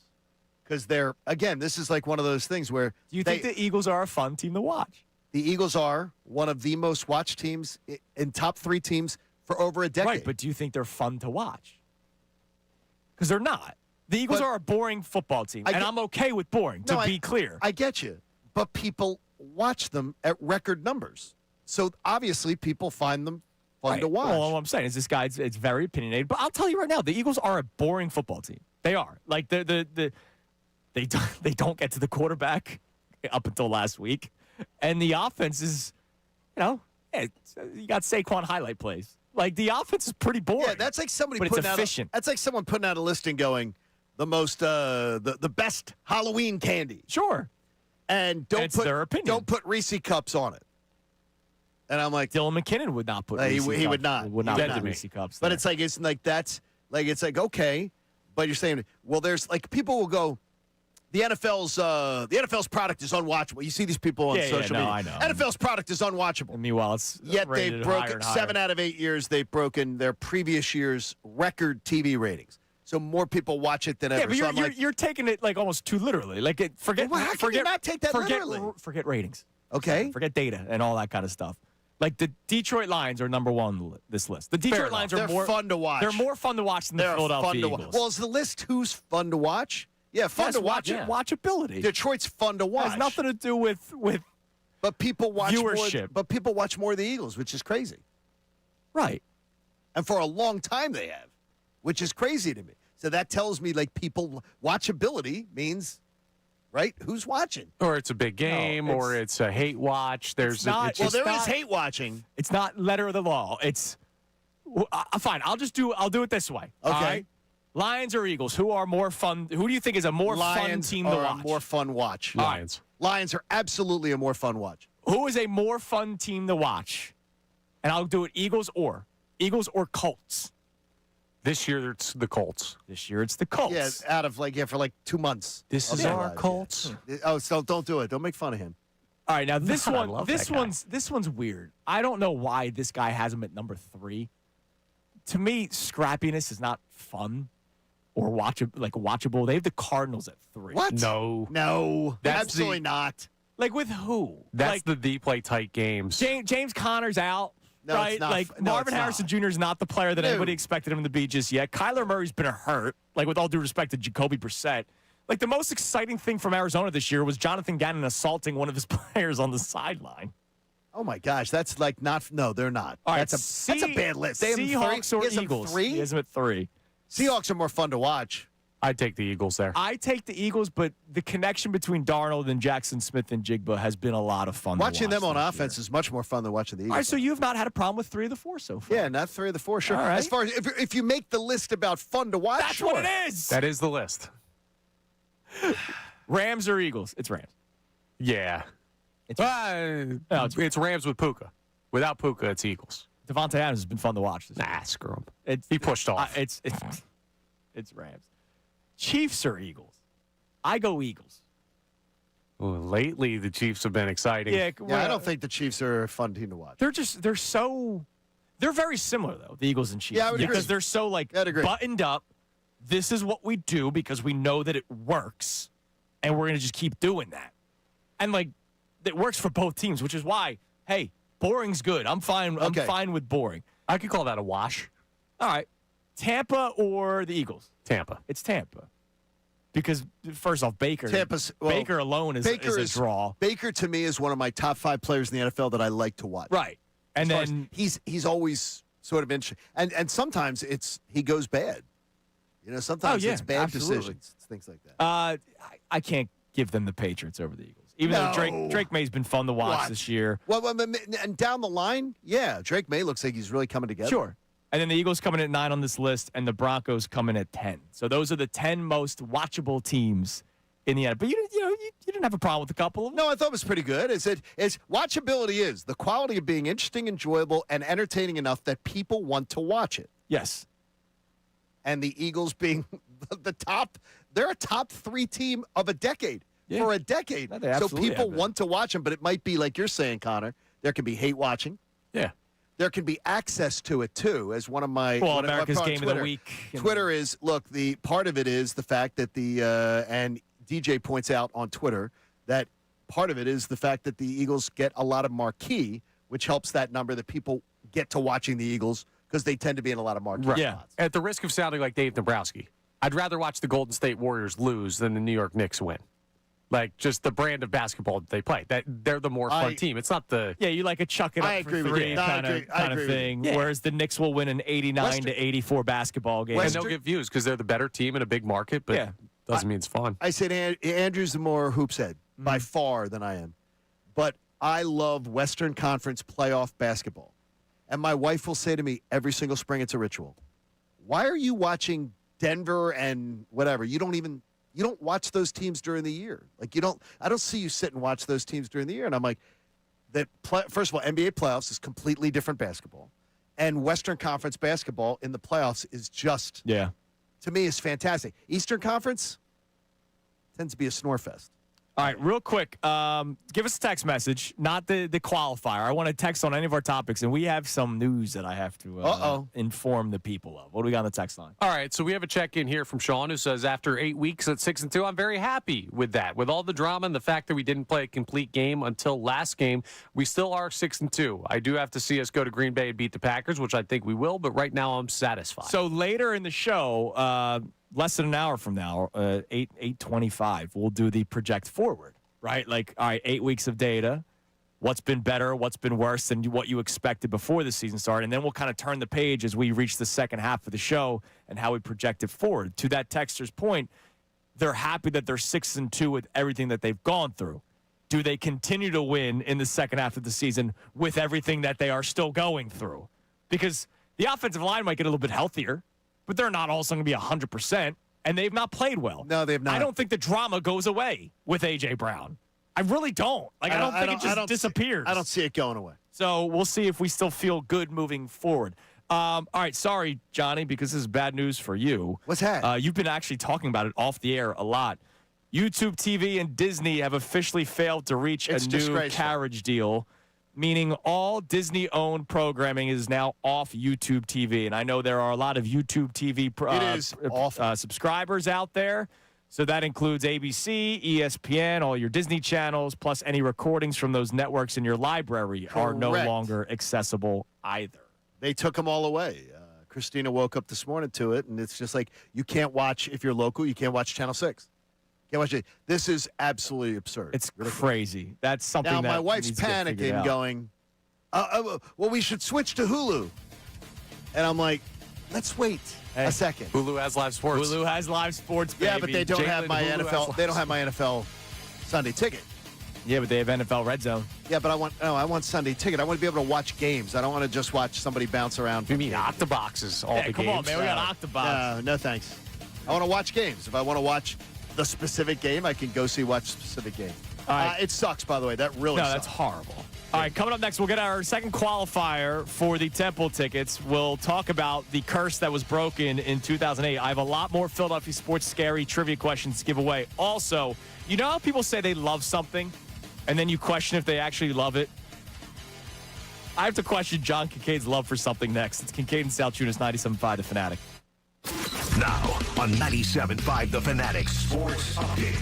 Flyers stay hot. I'm Connor Thomas, and the Flyers beat the Predators 4-1 last night as their strong start to the season continues. They're now 6-3-1 through their first 10 games. Trevor Zegras 2 goals in the game last night to help lead to the Flyers' latest win. They're back on the ice tomorrow, so they have an off night tonight. Sixers are in action at the Xfinity Mobile Arena, taking on the Boston Celtics Game 1 of the NBA Cup. The 4-0 Sixers took down the Celtics last Tuesday, 117-116 up in Boston, so we'll see if they can make it 2-0 against the Celtics. Game tips at 7 p.m. You can hear that game live here on The Fanatic. Union continue their playoff run in Chicago tomorrow night against the Fire for Game 2 of their postseason series. Philly leads that 1-0. Ravens smoked the Dolphins 28-6 on Thursday Night Football last night to open Week 9. Birds are off for their bye week, but they did make a trade for corner Michael Carter from the Jets. And Jake Asman of ESPN New York joined us yesterday to talk a little bit about the positional versatility and the healthiness of Michael Carter. You know, this is a player that when he's healthy was one of the better young corners in the league. He just hasn't looked like that guy. Is it because of the injuries or is it because of the scheme fit or a combination. He's still young enough where you would think, hey, you put him in the right spot, he should be able to contribute. So we'll see what he gives the Eagles. Kevin Nagandi, he joins us coming up at 9:10. This update's brought to you by Groundworks, your trained and certified experts for basement waterproofing and foundation repair since 1997. Book your free inspection at groundworks.com. I'm Connor Thomas on your home for the Sixers, Flyers, and Union, 97.5 The Fanatic and 97.5thefanatic.com.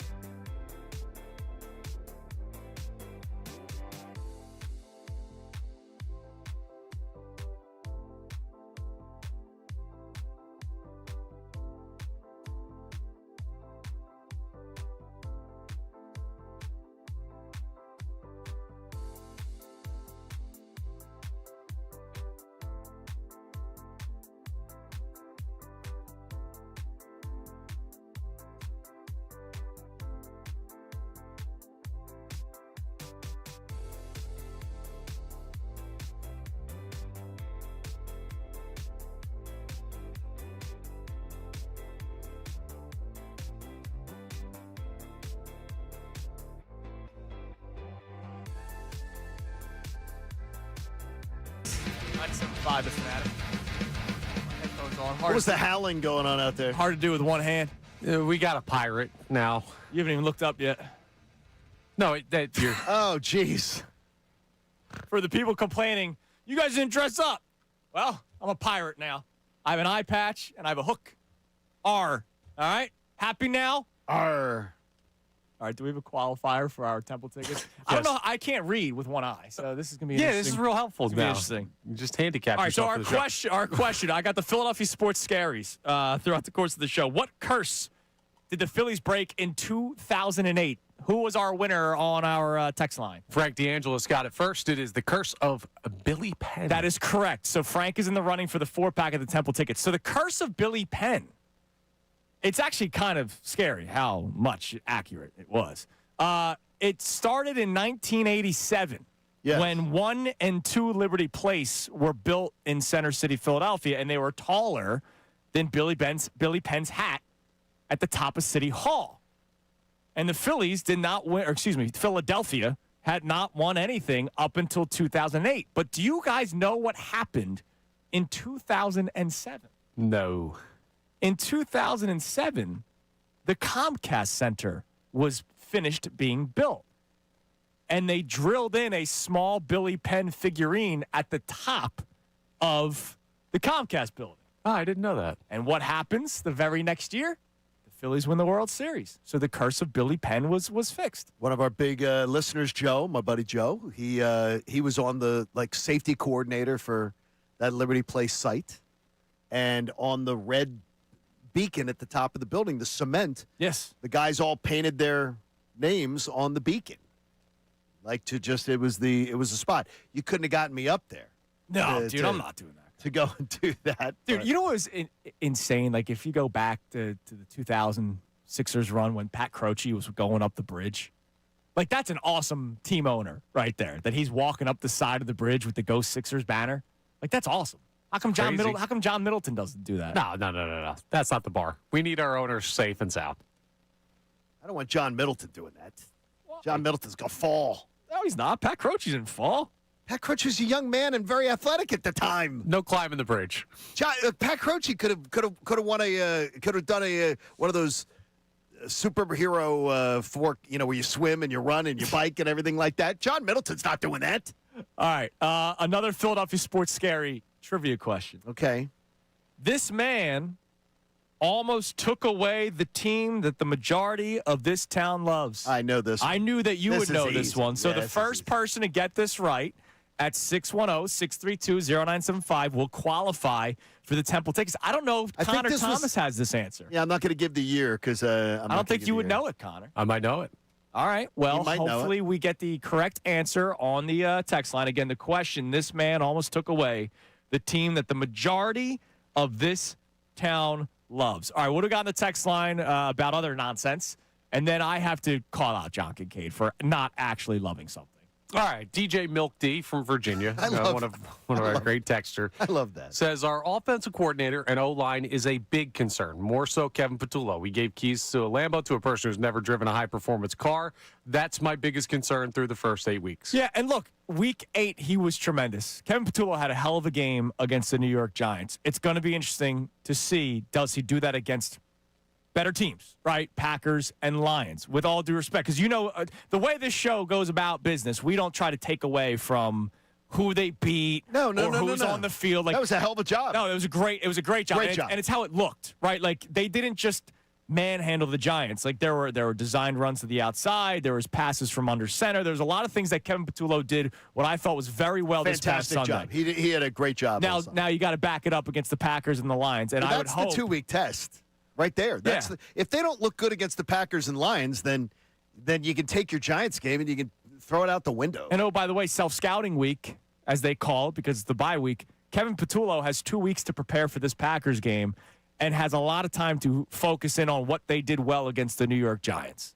That's fair. All right. Yep. You sent me an email this morning Okay. or yesterday for today's show, Okay. and you said that you love something. I do love something. Now, I know when you say love, like you love your wife. Oh, I do. You love your daughter. I do.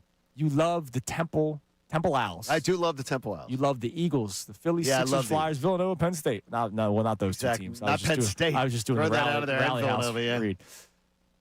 John Kincade said, and I quote, "I love the NBA Cup."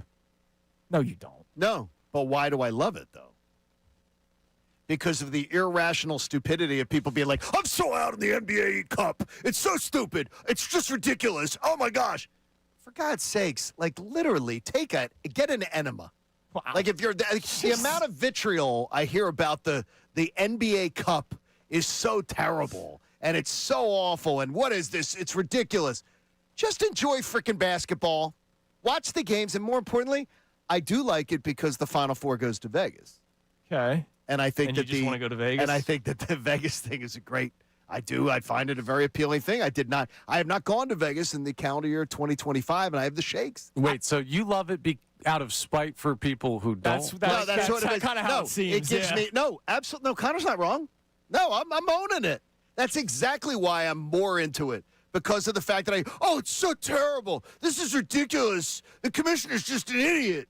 What the hell's your problem? Just watch the games. Well, I think part of the problem is the NBA has issues right now, right? And Okay. the NBA, the viewership and the enjoyment has been dropping. That is fair. And this was one of their fixes. And it doesn't do anything. Like, it really doesn't. The only thing that this benefits is the team that wins and everybody gets paid, right? Like, the 12th guy on the bench might make a lot of money, which is cool. Like, I like that for the players and all that kind of stuff. But to me, I'm not watching tonight because it's game one of the NBA Cup for the Sixers. To me, I'm just watching because the Sixers are playing.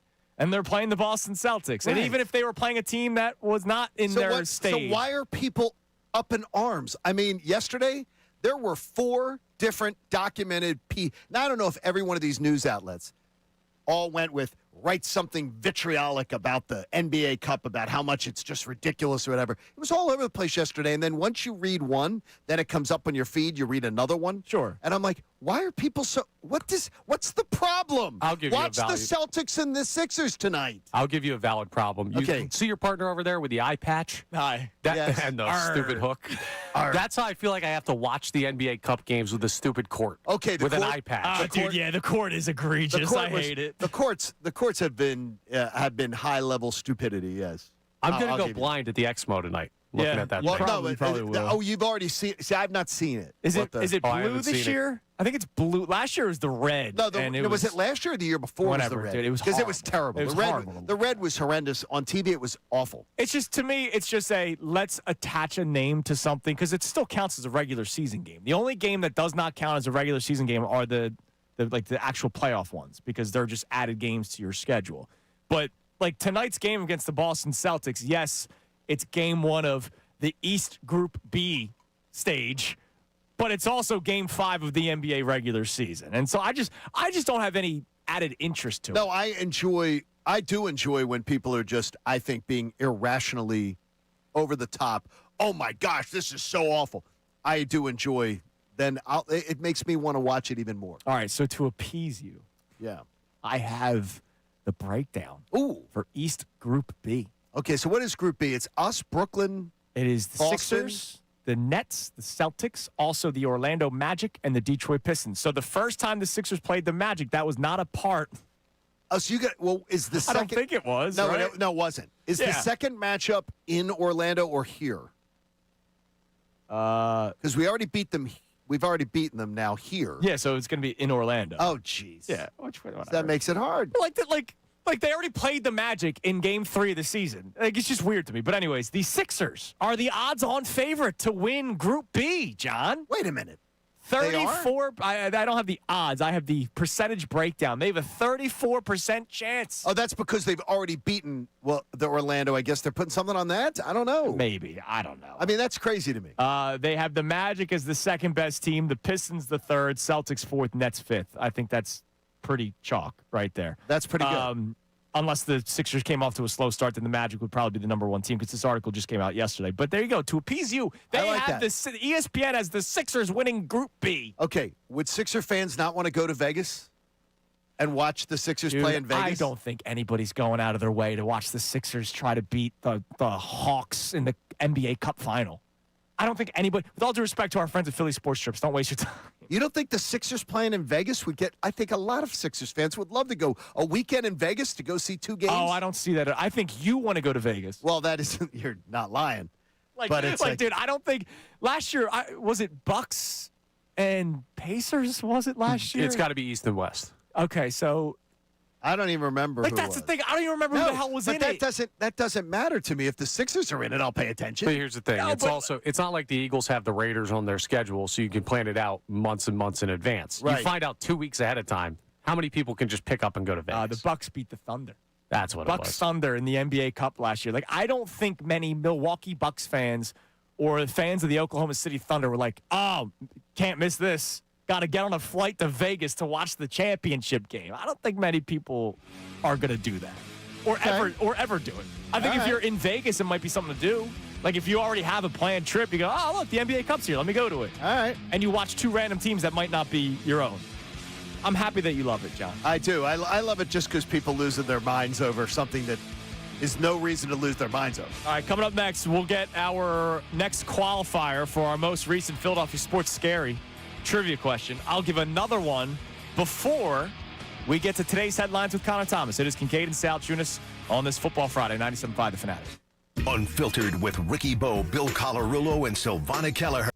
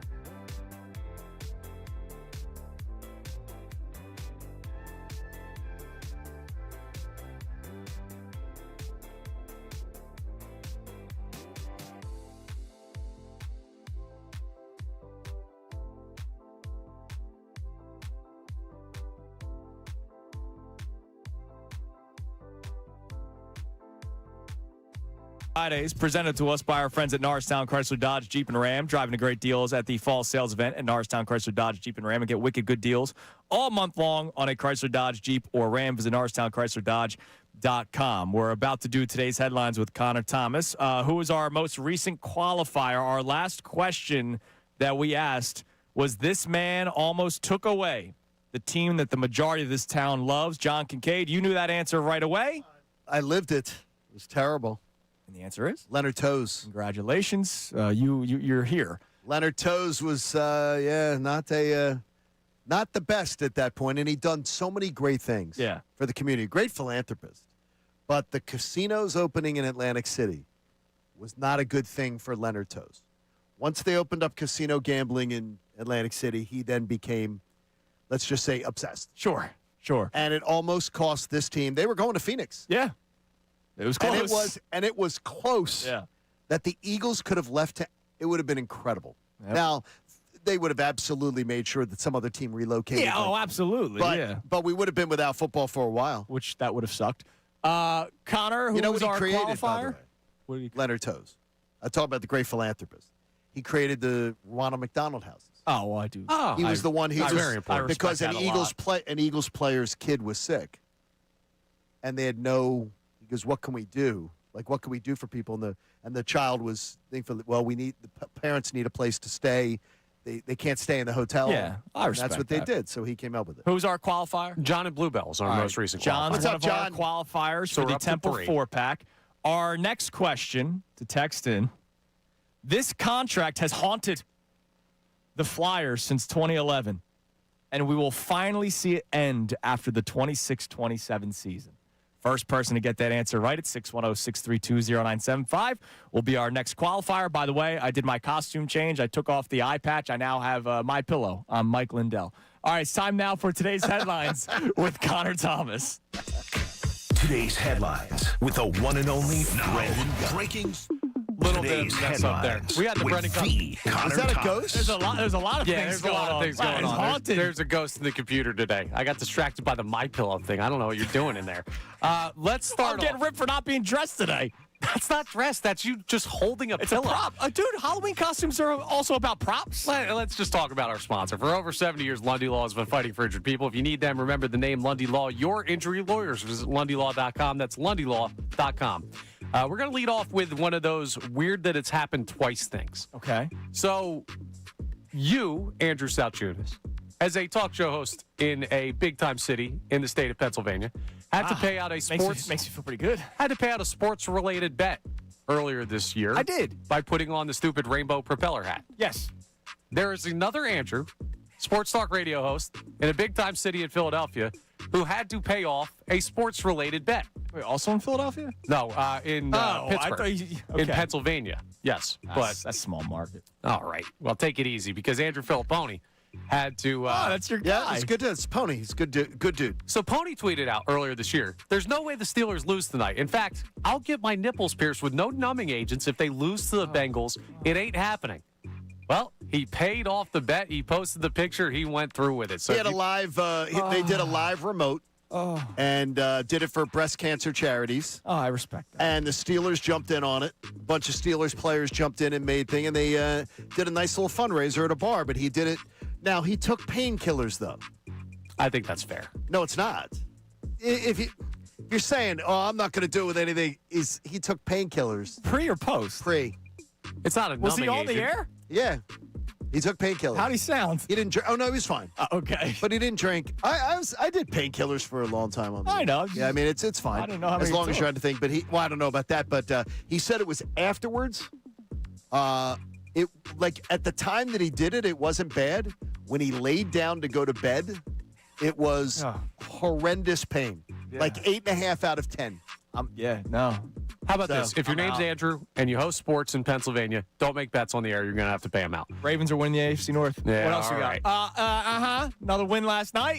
Congrats. Yeah, right. All of a sudden they're the favorites Which on birds FanDuel. are you rooting for? We'll move on. I got cousins in Baltimore. So there's a great common costume for Halloween that a lot of people like to wear. A shout out to Reno 911. And Lieutenant Dangle is a common costume that people go with. But this guy went with it in real life. In a Zoom court appearance, this officer forgot something important. On the record, please. Yes, Officer Jackson out of the 12th precinct. All right. You got some pants on, officer? Oh, no. No, sir. Guy showed up without pants on, and he had the camera pointed. To court. Yeah, pointed to a level. The police officer, not like the defendant. I understand. Like, How stupid are you? Did you hear? Like, how stupid are you? Did you hear him start to say, "No, sir, they're in"? Like he's trying to, he's about to explain where his pants are, and then he's just like, "No, sir, I'm not." I had to do some court stuff during 2021 after my mom died, where I had to go to in front of a judge and just go over a review of some stuff. Yeah. And I was told you had to be respectable top to bottom, but like even on a Zoom court. Yeah. So I have no idea why. Well, if but he had the camera angle flipped up, you're not seeing that he's in his drawers, but he had it down. Was he Lieutenant Dangle? That's the question. that's what we're going for there. That's the question. And meanwhile, if you see the video, my man is sitting comfortably. Like, Oh, no, he's doing the man spread? He's doing the man spread in his boxers. And they're just like, are you wearing Dude. pants, sir? And it's the police officer that's in the case. Come on now. Protect and serve doesn't include pants there in the creed. Protecting common sense. All right, we'll round out with our Seriously. replay. We are midway through the season. We have no Eagles game this weekend. So what we can do now is use 8 weeks of data to update our predictions moving forward for the Philadelphia Eagles. So, as far as predictions are concerned, no one really thinks, and we kind of already laid this out, but I wanted to reset this. No one's backtracking on anything we thought ahead of the season. So, No. do you feel like, the follow-up question here, mission accomplished through 8 weeks? Are we at that point, all three of us? They're sort of where I thought they'd be. I thought they'd be 12-5. So Yeah. I It's mean, just, I it's guess- just I the way guess that so. it's looked. Like, if you're asking me record-wise, 6-2, like, yeah. Okay, so let's go 12-5. Do they have 3 more losses on their schedule? they absolutely have. I could see they them- absolutely have 2. I could see them dropping one of the next 2 I can too. with the Packers and Lions. If the Bills need the second to the last game of the year in their last game in their stadium, last regular season game Sure, ever yeah, played yeah. in Buffalo, that's a rough one to go win. And then one of the divisional games, whether Washington plays scrappy I or think you Dallas could lose on the at. road. I think you'd lose at Dallas. Okay. This team could lose at Dallas potentially. And we'll see who the Chargers are Right. at that point of the season. They had a big bounce back win absolutely last see. week. They beat the Vikings 37-10. Now Wentz was playing with like spare parts at that point, his own body. That's why I'm worried Kevin about. O'Connell didn't care. That's why I'm worried about the 13. I think the Bucks can get to 13. That's where. So they may have that 1 seed. Got to have the 2 seed then. All right, coming up next, as we talked about, we spent the first 2 hours looking at 8 weeks of data for the Eagles and our outlook of the team. Well, in the next segment, we project forward what they have done through 8 weeks, what is sustainable, and what needs to get fixed during the bye week. There are some things that need to get fixed. We'll get into that coming up next. Another Philadelphia Sports Scaries Twitter trivia question. You can text in 610-632-0975 on any of our topics today. It's Kincade Salciunas, 97.5 The Fanatic. Now on 97.5 The Fanatic Sports Update. A big night for Zegras. I'm Connor Thomas, and the Flyers beat the Predators 4-1 last night as their strong start to the season continues. Trevor Zegras had 2 goals in the game to help lead the Flyers to that win. And Fly Boys are 6-3-1 through their first 10 games. Nice little start for them. They'll be back on the ice tomorrow night at 7 p.m. Sixers are back in action tonight at the Xfinity Mobile Arena, taking on the Boston Celtics. Game 1 of their NBA Cup action. Sixers are 4-0. They beat the Celtics last Tuesday, so we'll see if they can make it 2-0 against Boston in the early going. Game tips off at 7 p.m. You can hear that game live here on the Fanatic. Union continue their playoff run in Chicago tomorrow against the Fire for Game 2 of their postseason series. Philly leads 1-0. Ravens smoked the Dolphins on Thursday Night Football last night. A 28-6 final to start off Week 9. Eagles got Week 9 off, bye week, but they did make a trade for Michael Carter II, a corner from the Jets. So we talked to Jake Asman, who talks on ESPN New York about what Michael Carter can bring to the Birds. He's a guy that's always talked about how versatile he is. And, I mentioned that he was a converted safety, played safety at Duke, but he's never really been an outside guy, at least with the Jets. So if he could do it, it'd be the first time we've seen him consistently do it if he does it with the Eagles. So where does he fit in the defensive secondary? We'll keep an eye on that. Kevin Nagandi of ESPN joins us coming up at 9:10. This update is brought to you by by Mercedes-Benz. Looking for an exceptional driving experience? Experience the power, precision, and intelligence of an iconic Mercedes-Benz SUV at your local Mercedes-Benz dealer today. I'm Connor Thomas on your own for the Sixers, Flyers, and Union, 97.5 The Fanatic, and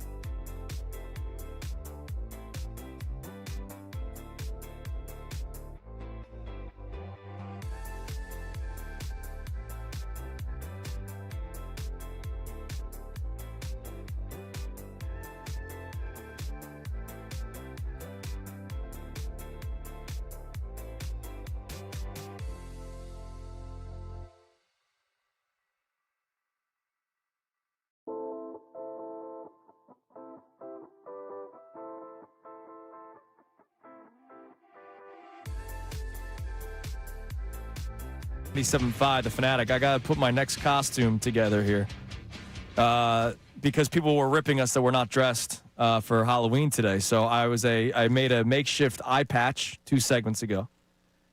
I held a pillow last one because I was Mike Lindell, the My Pillow guy. The My Pillow guy. And now I'm going to use this Starburst. I'm Connor Thomas now. Oh, you going to do that? Yeah, there you go. I'm going to do the Zen during the show. Now I'm Connor Thomas. What do you mean? I don't know how You look great. I have no idea how you do this. It's not Starburst size. Moron. Still. It's terrible. All right. I already told him, not coming to the funeral. Yeah. Not coming to the funeral. I'd be there. I would go to your funeral. Not if he does something stupid like that. Connor, I would come to your funeral. Buddy, even if you I'm did a something stupid. cockroach. You can't kill me. I will long outlast everybody. Let's hope.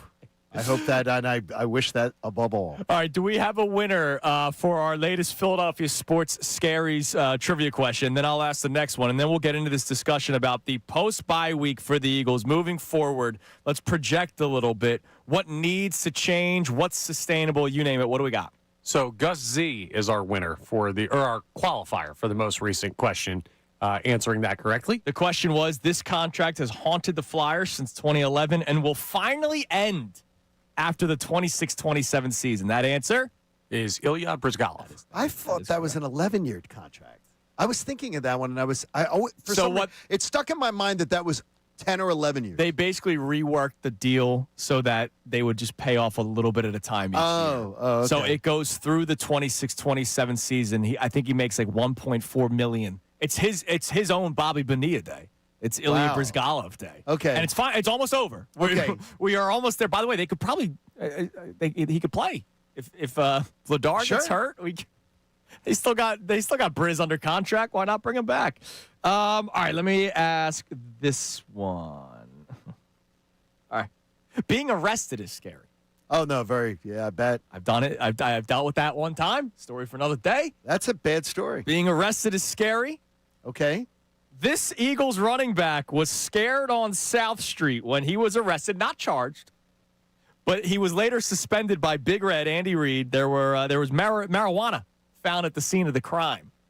This running back was arrested on South Street. Yeah, I think I remember. First person to get it right at 610-632-0975 will qualify for the Temple 4-pack of tickets. All right, what has been in the first 8 weeks of the season something that you believe can be sustainable in a good way? And sustainable like, hey, the pass rush has not been getting home, but you don't think that's going to be something that's going to kill them in the long run. Or Dallas Goedert's offensive production this year you believe will be sustainable for the second half of the season. To me, the ground game not looking the way that it has is not something that can be sustainable. Like, they need to fix that now. Okay. In order for this team to progress moving forward. But Jalen Hurts' play, I think, is sustainable. Like, I think the way Jalen Hurts plays, we saw it all last year. Sure. It doesn't have to be hero ball, even though he did win them the game against the Minnesota Vikings throwing for over 300 yards. But they can also beat the Chiefs for him throwing 100 yards. Like, I think Jalen Hurts' style of play is sustainable for the Eagles' success still moving forward. Okay, I think that's fair. I absolutely feel good about that. I mean, Jalen Hurts is one that you feel good about.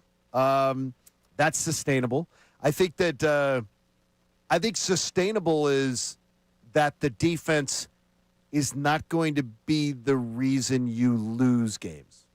Yeah, I think that's fair. That they may not be great, but it's not going to be you're not going to be going, yeah, this defense is just costing us games. Their worst games have been because of the offense going three and out consistent. I don't think the defense not costing you games. Like, has there been a game other than the Giants game, which like that Thursday night, the whole team looked like that was absolute terrible. crap. Other than that Thursday night game, has there been a week where you've said, boy, that Eagles defense, man, problematic? I don't think so. No, I don't think so either. Maybe the opening 3 drives for the Cowboys in week 1. Late in the Denver game, would we talk about them at all? Yeah, but the offense was going 3 and out. The offense did that. And remember, and they gave up a touch. I mean, Denver was going in late in the third quarter. I mean, it was weird. That was just a weird day. And I shrugged off that one. Don't shrug off the Giants' loss. The Denver game, I just completely shrugged that one off. So here's what the offense did in the second half of that Denver game. Scored a touchdown on 6 plays to start the second half. Then the Eagles defense forces a punt of the Broncos. Then the Eagles go 3 and out. The Eagles defense forces a punt. Then the Eagles go 3 and out again. This time, the Eagles defense gives up a touchdown. Then the Eagles went 3 and out again. Eagles defense gave up a touchdown. Then the next drive, the Eagles actually ran 5 plays, Johnny, before they punted the ball away. And then the Broncos went downfield and scored on the field goal.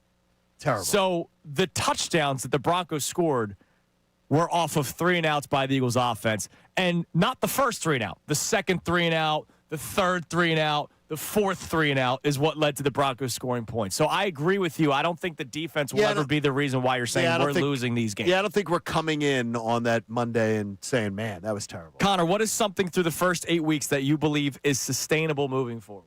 The lack of turnovers by the Eagles offense. I think they're going to continue to take care of the ball.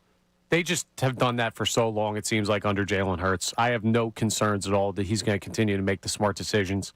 It may be to their benefit sometimes. Sometimes it could hurt them. Well, and so I believe something that needs to change is they can't be so conservative. Like, they can't be. To that point, like, you're right. I don't want them turning the football over. I don't want Jalen closing his eyes, throwing it downfield. I don't want the Carson Wentz throw on 2nd and 25 no. and chucking it downfield where Drew Makuba intercepts it. But, like, I can't just be between, routes that are 5 yards long and handing off. Our short passing game is a continuation of the expansion of our ground game, which is what I heard at nauseum in 2023. Which is just dumb. Like, you saw them take shots downfield last week, even without A.J. Brown. They opened up the playbook. They opened up the top of the defense. Now, part of that is whether or not the ground game's working. And the ground game worked last week, which then allowed the Eagles to try some different things downfield. But the way they sort of opened up the field, Devontae Smith had catches all over the place.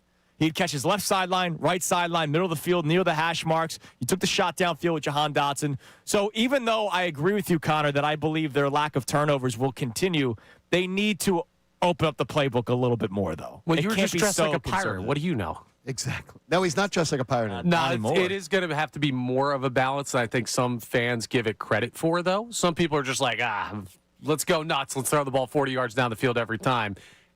A big benefit of this offense is not winning the turnover battle pretty much every week. Okay. That's a really good one. Now, what needs to change? So ground game needs to get better.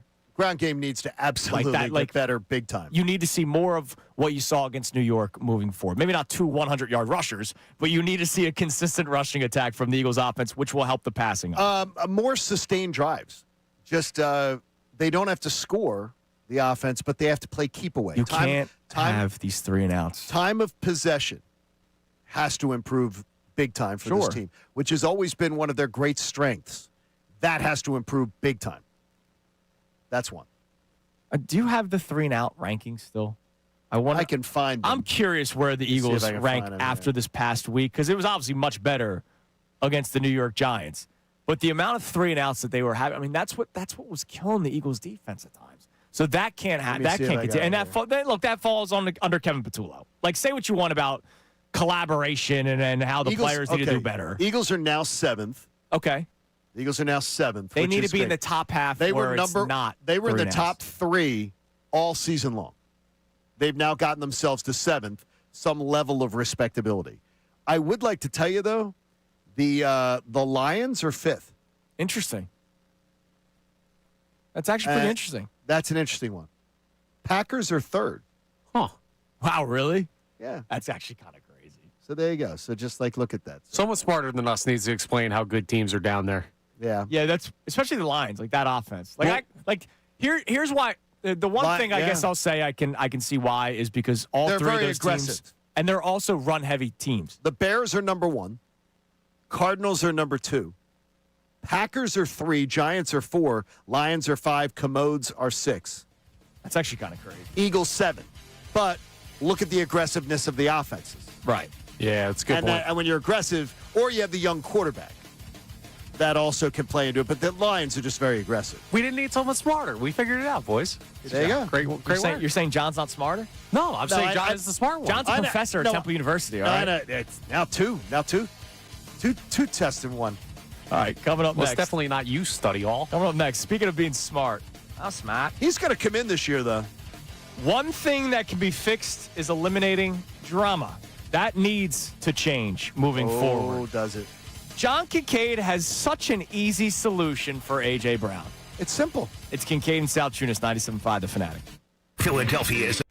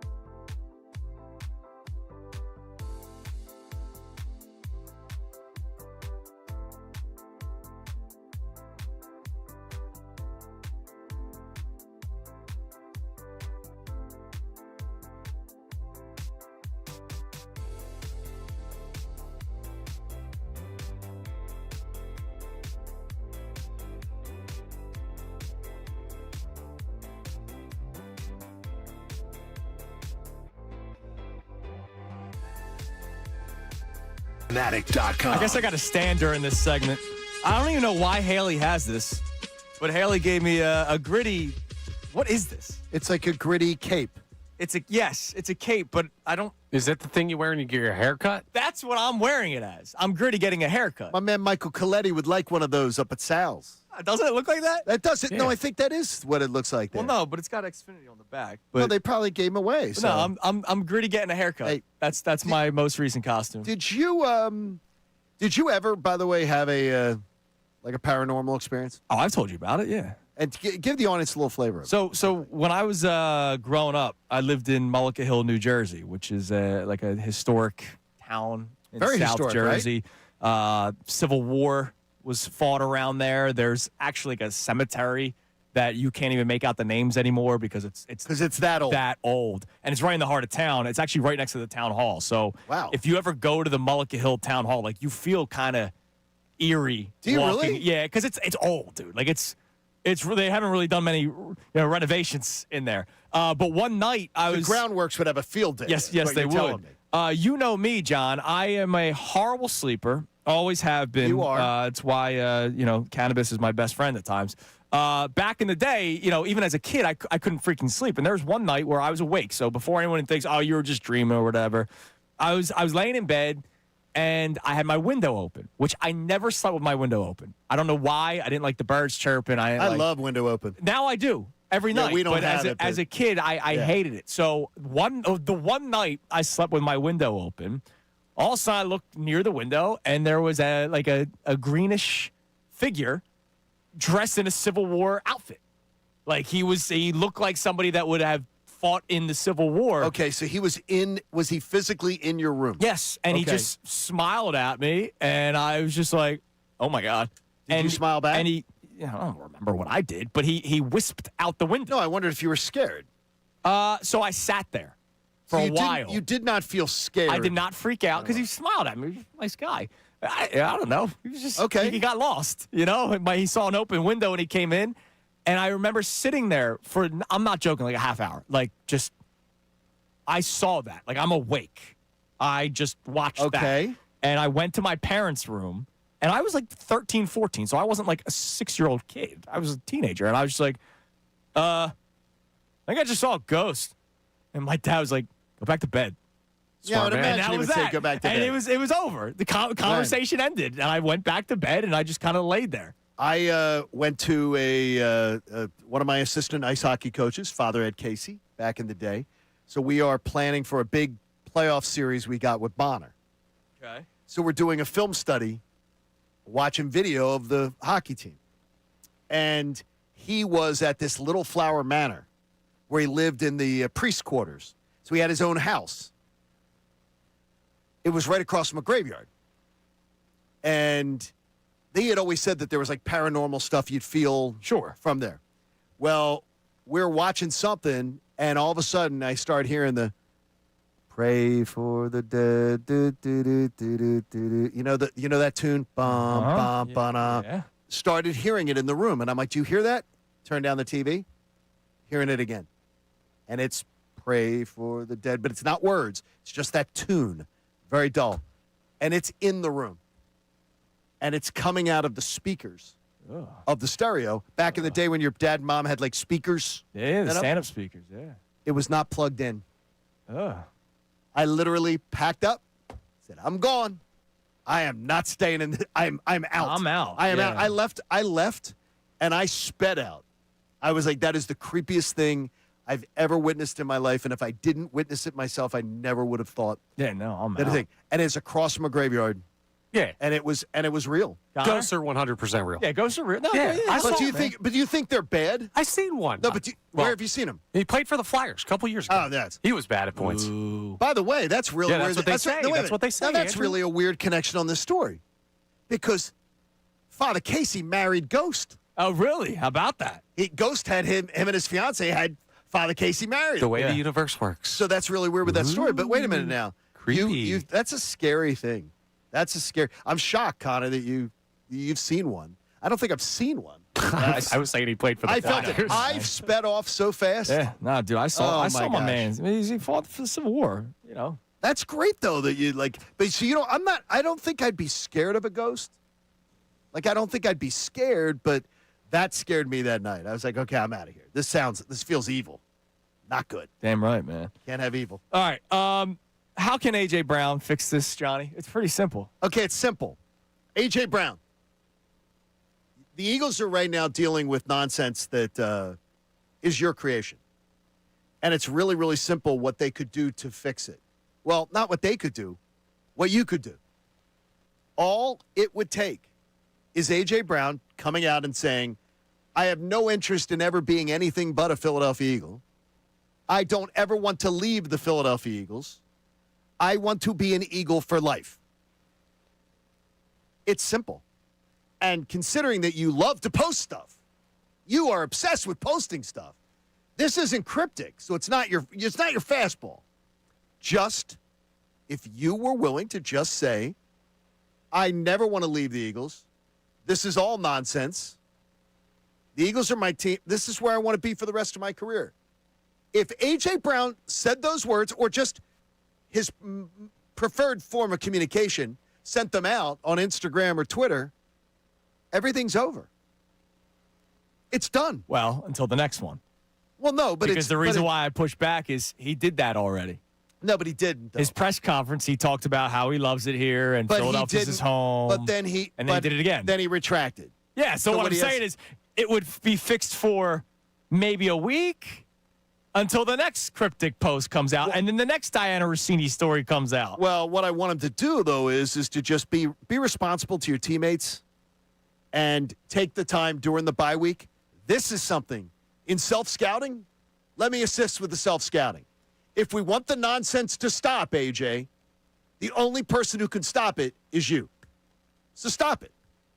Go on and tell everybody how you want to be an Eagle for life. Because if you don't, you're letting the perpetuation of this nonsense continue.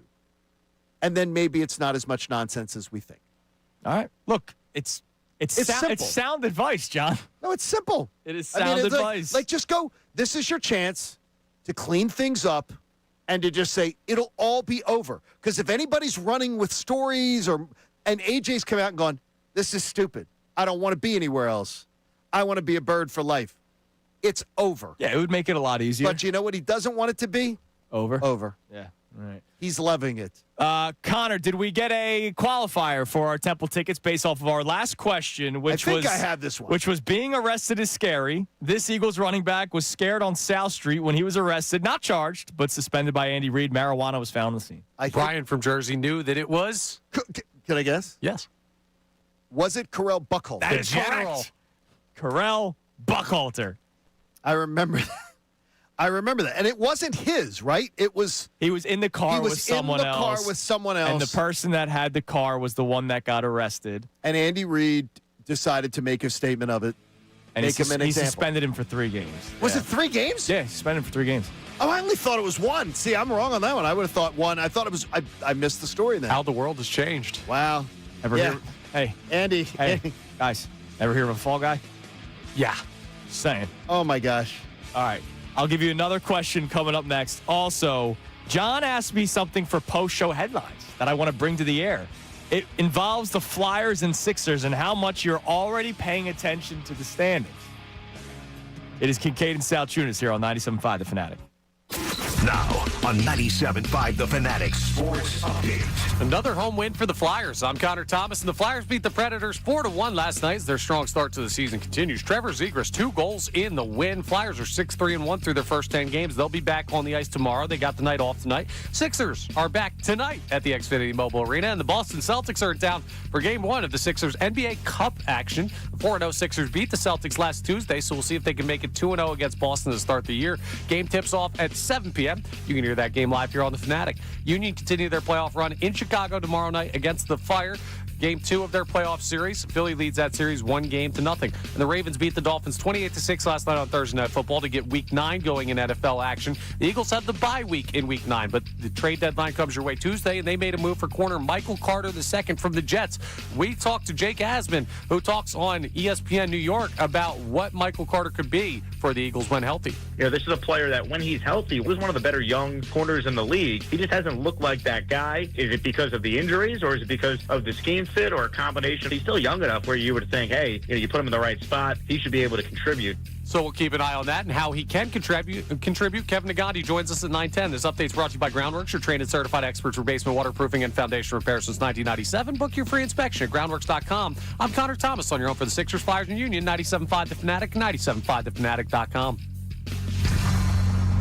Kincade and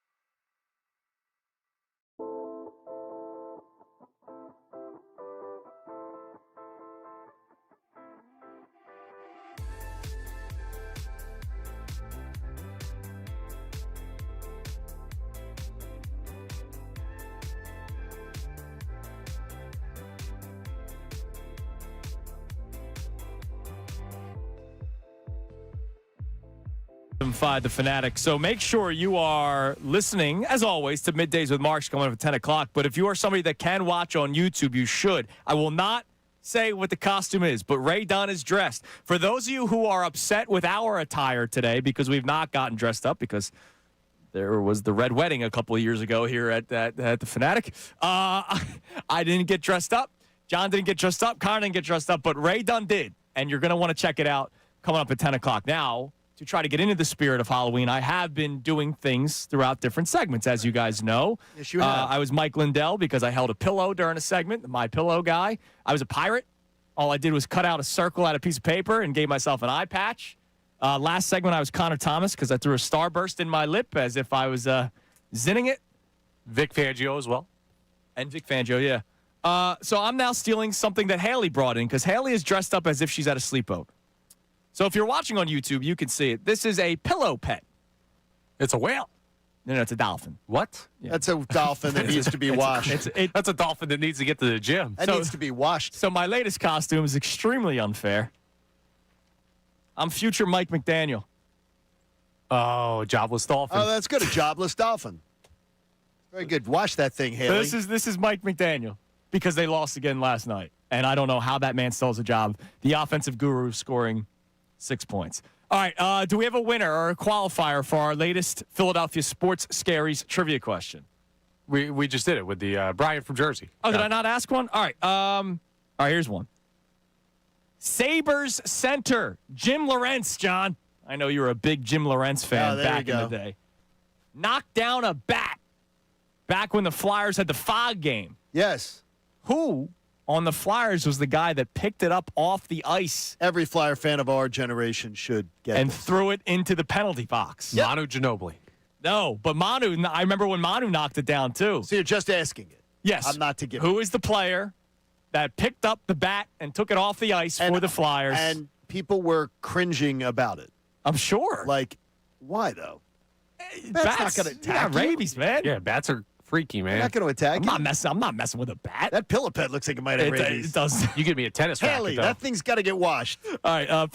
There's cat dander on First that person thing. to text it in at 610-632-0975 will be the next qualifier for the Temple 4-pack of tickets. By the way, it is a Football Friday. We're having fun today because it is Halloween and it's a bye week. Football Fridays on the Fanatic, presented to us by our friends at Norristown Chrysler Dodge Jeep and Ram. Drive into great deals at the fall sales event at Norristown Chrysler Dodge Jeep and Ram and get wicked good deals all month long on a Chrysler Dodge Jeep or Ram. Visit NorristownChryslerDodge.com. Also, Fanatic All-Star Day making its return to the Fanatic. It has been quite some time. You believe we had one in 22? We've had two of these. Since you've been back. All right, so it's been at least 3 years then since the last one. Fanatic All-Star Day returns next Tuesday, November 4th. We'll all be together at different points throughout the show. I know that we're going to have Johnny Marks and Harry Mays for some Billy time and on our Ricky. show. Billy and Ricky coming so in. there will be the war of mornings and afternoons at some point on our show as well as theirs. We will do stuff on the middays. We will do stuff on Afternoon Drive as well. Plus, we're going to be giving away some prizes like Flyers and Sixers tickets. We'll also have some other special guests as well. It's going to be a really fun day. You're not going to miss a minute of it. Tuesday, November 4th. All right, Johnny asked me a question, Connor, on post-show headlines. Have you checked the standings yet for the Sixers or Flyers? I checked it for the Flyers, not the Sixers. Why did you check it, Connor? Were you checking it out of just fascination with where they stand, or Well, because in the NHL, the records and points are kind of a weird thing. it's so stupid? Yeah, so I got to look at the points to figure it out. But for the NBA, 4-0, I know where the Sixers are. They're undefeated. Yes. So that's why I checked But Flyers, not I Sixers. checked the rest of the NBA because, look, you can't watch every second of every single game. And I'm not talking about the Sixers. I'm talking about the other teams. Like, I wanted to see, all right, are the Celtics as banged up as they are? They're 2-3 to start the season. Are the Pacers as banged up without Tyrese Halliburton? They are 0-4. They are winless. They are the opposite of the Sixers right now. Like, the Knicks are 2-2. They're going to be one of the top two seeds in the Eastern Conference. The Cavs are 3-2. They'll be one of the top two teams in the Eastern Conference. But I've already looked at some of the teams that I go, all right, are the Sixers really ahead of teams like Boston and Indiana because of the injuries that they dealt with? And so far, that answer is yes. 77 more wins to go, baby. Damn right. I said, Connor, the other day, we got asked on post-show headlines, listener sending questions. If we got to be the commissioner of a sport, what sport would you do? And my partner took the NFL and said, because it's just the easiest job, you can't lose Yes. and everything like Smart. that. Yeah. I wanted the My NHL. feet up. I wanted the NHL, and it would take me. God, if you just gave me one off season, it could change so much. And the first thing I would do, when you talked about the confusion, the first thing I'm saying is, we go back to wins and losses. You go to overtime, you lose in overtime, you lose. You go to a shootout and you lose the game, you lose. No points. Wins, losses. That's what we go back to. That would make none life of this, easier. None of this ties crap. That would make life or easier. overtime losses stuff. Get rid of it. That'd be the first thing I would do. I'd go banana ball. Put me in charge of that. Oh, that'd be a fun thing to be Commissioner in of Banana Ball. You'd find a way Connor to screw Thomas. it up. You're listening to 97.5 The Fanatic, WPEN, HD1 Burlington, Philadelphia, a Beasley Media Group station, broadcasting live from the Comcast Business Studio, powering possibility. Time now for the Kincade The Salciunas. Flyers with a 4-1 beatdown of the Preds last night. Yes. And a game that they were honestly being outplayed in, and they managed to make it look that good. That was great. And the Flyers improved their record to 6-3-1. And yes, we're already looking at the record in the standings. Why the hell not, Johnny? It's been a fun start for the Flyers. Been a fun start to the winter teams, coupled with what the Eagles have done with their 6-2 start. But obviously, the undefeated Sixers playing the Celtics tonight in the NBA Cup. And you have the Flyers getting off to a hot start and another win last night against the Predators. Good start, man. Yeah, we'll take it. Absolutely, we'll take it. Love it. I absolutely love it. It's great. It's great to see, and I like seeing the fact that we actually have some goaltending going on. Yeah, that's nice. Because goaltending has not been exactly a strength, No.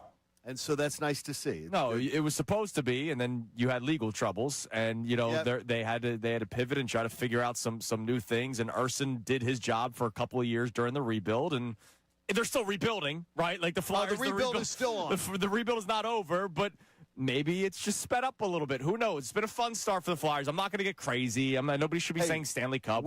And Dan Vladar has been fantastic. Yeah, he in that. has been. So that's great. They actually are getting goaltending, and that's you're not going to win anything without it. So it's great to see that. Yeah, and you had Trevor Zegras with the two Boy, goals yesterday. He's off to a great start Guy here. that they acquired during the offseason. And now I have a feeling that you'll see Danny make a move to get him locked down. He's a guy who would like to be here, and so I think that they're going to try to make that happen. Yeah, it was nice to see Drysdale get a goal yesterday. That was nice. Yeah, it's nice. It's a little quiet since the trade for Cutter the Quitter, but I'm a Drysdale fan, so that's fine. It was a nice win yesterday. Yes, very nice for the orange and black. All right, so we have reached a Football Friday, but a Football Friday bye-week edition. So obviously there's no Eagles game to start preparing for and breaking down. So today will be one of those days where we get to look at the rest of the league and talk about some of the matchups in the NFL this Sunday. We had a game last night between the Ravens and Dolphins that had no implications for the Philadelphia Eagles, obviously, but it's officially bye-week weekend for the Eagles. Now, what I want to do today, though, is revisit a little bit. What are we revisiting? So let's go back before week one. What do we do before every season? Every radio show in the history of sports talk radio makes predictions. Sure. And everything is based off of paper, especially today when they don't play in the preseason, right? Like there's no preseason action.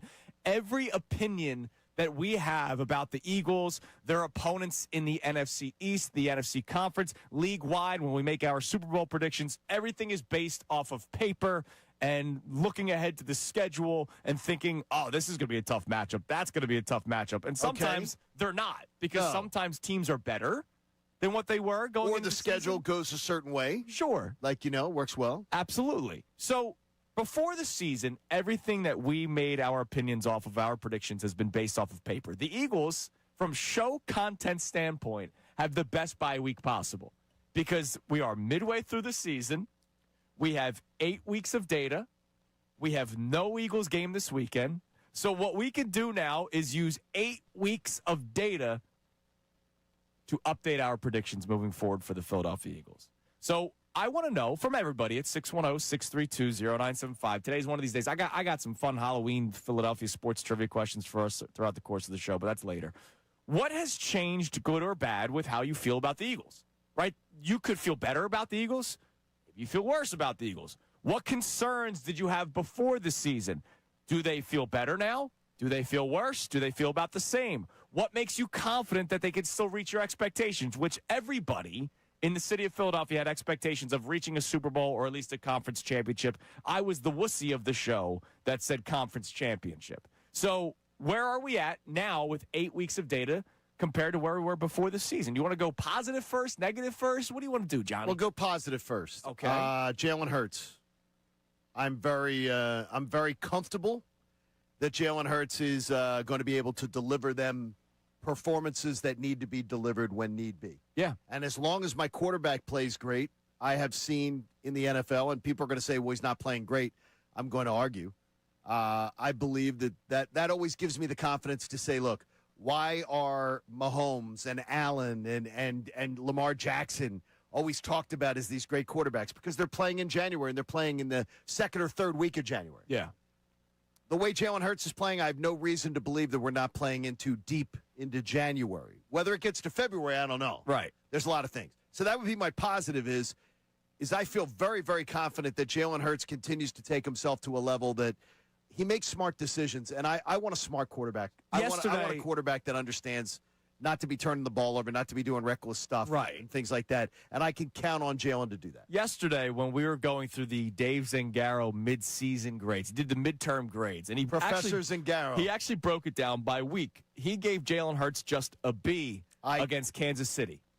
That game, when I know only 101 yards passing, 15 of 22, it was like the most effective 101 yards I've ever seen. I give him an A- at the very least in that game because of the fact that I went back and looked yesterday. He had 4 throwaways in that game. Yeah. So what was he, 15 of 22? Yes. So he was really 15 of 18. Like it wasn't, he was throwing the ball away to not take a loss. Right. I mean, to me, I definitely think that was a little rough. Professor Zangaro was a little tough that week. Yeah, but it shows you, like, again, Jalen Hurts will find ways to win in the games where he throws for 100 yards, or like we've seen the last 2 weeks where he's dropping back to pass a little bit more, even more so in Minnesota when he throws for over 300 yards. So that's a good answer. I will give you what Dallas Goedert has brought to the table, not because of my love for Dallas Goedert, as you guys know. No, it's well placed. But think about it. Dallas Goedert and the season that he is having will open up the doors for other possibilities in the second half. Let's face it, self-scouting week, right? That's what Nick Sirianni does. Right now in the red zone, Dallas Goedert has 7 touchdowns this season. I believe 5 of which have all been red zone touchdowns, if not 6. You know what that does for Saquon Barkley? There's going to be so much attention on Dallas Goedert in the red zone now because of what the Eagles have been able to do.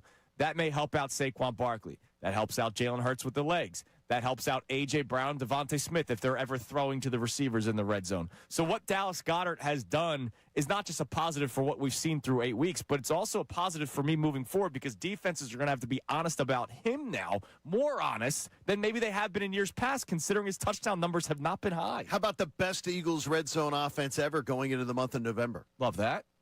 There's another positive. Yeah. Put that in there, and that is a credit to Kevin Patullo that within the red zone, his play calling has been creative, innovative, and as you said the other day, someone finally found a way to unlock Dallas Goedert in the red zone. Yeah, it took. Like, where's that been? Took only like 8 years of his career. Like, seriously, where's it been? I have no idea. And they did it. But that positive that you give about the red zone percentage being the best in the NFL, best in the NFL, and better yet too, best the Eagles have ever had going into November. And what makes it even better, it has not just been Saquon and tush pushes. Right, think about it. Like it's been Dallas Goedert. It's been other players that have scored touchdowns. Last year they were so dominant, but it was like easy for them. Right? It was like it was easy. We're just going to beat the crap out of all you guys with our big offensive linemen. Clearly, there's been a bit of a struggle this season, so it has not been as easy. So Kevin Patullo has had to get a little bit more creative. Having that in the back of your mind that whenever the Eagles get into the red zone, odds are they're going to score. And that makes you feel great. And they're going to score, but they're not just going to score. They're not going to kick field goals. Right, they're getting 6. Because Missy Elliott, as our old friend Ty used to say, you can't be counted on necessarily. So coming up next, I want to get Connor's answer, but both good and bad. What is the How many of you have a space in your house or maybe a space in your garage that you just can't use? I got a buddy, he'll go nameless. I'll just call him Joe, who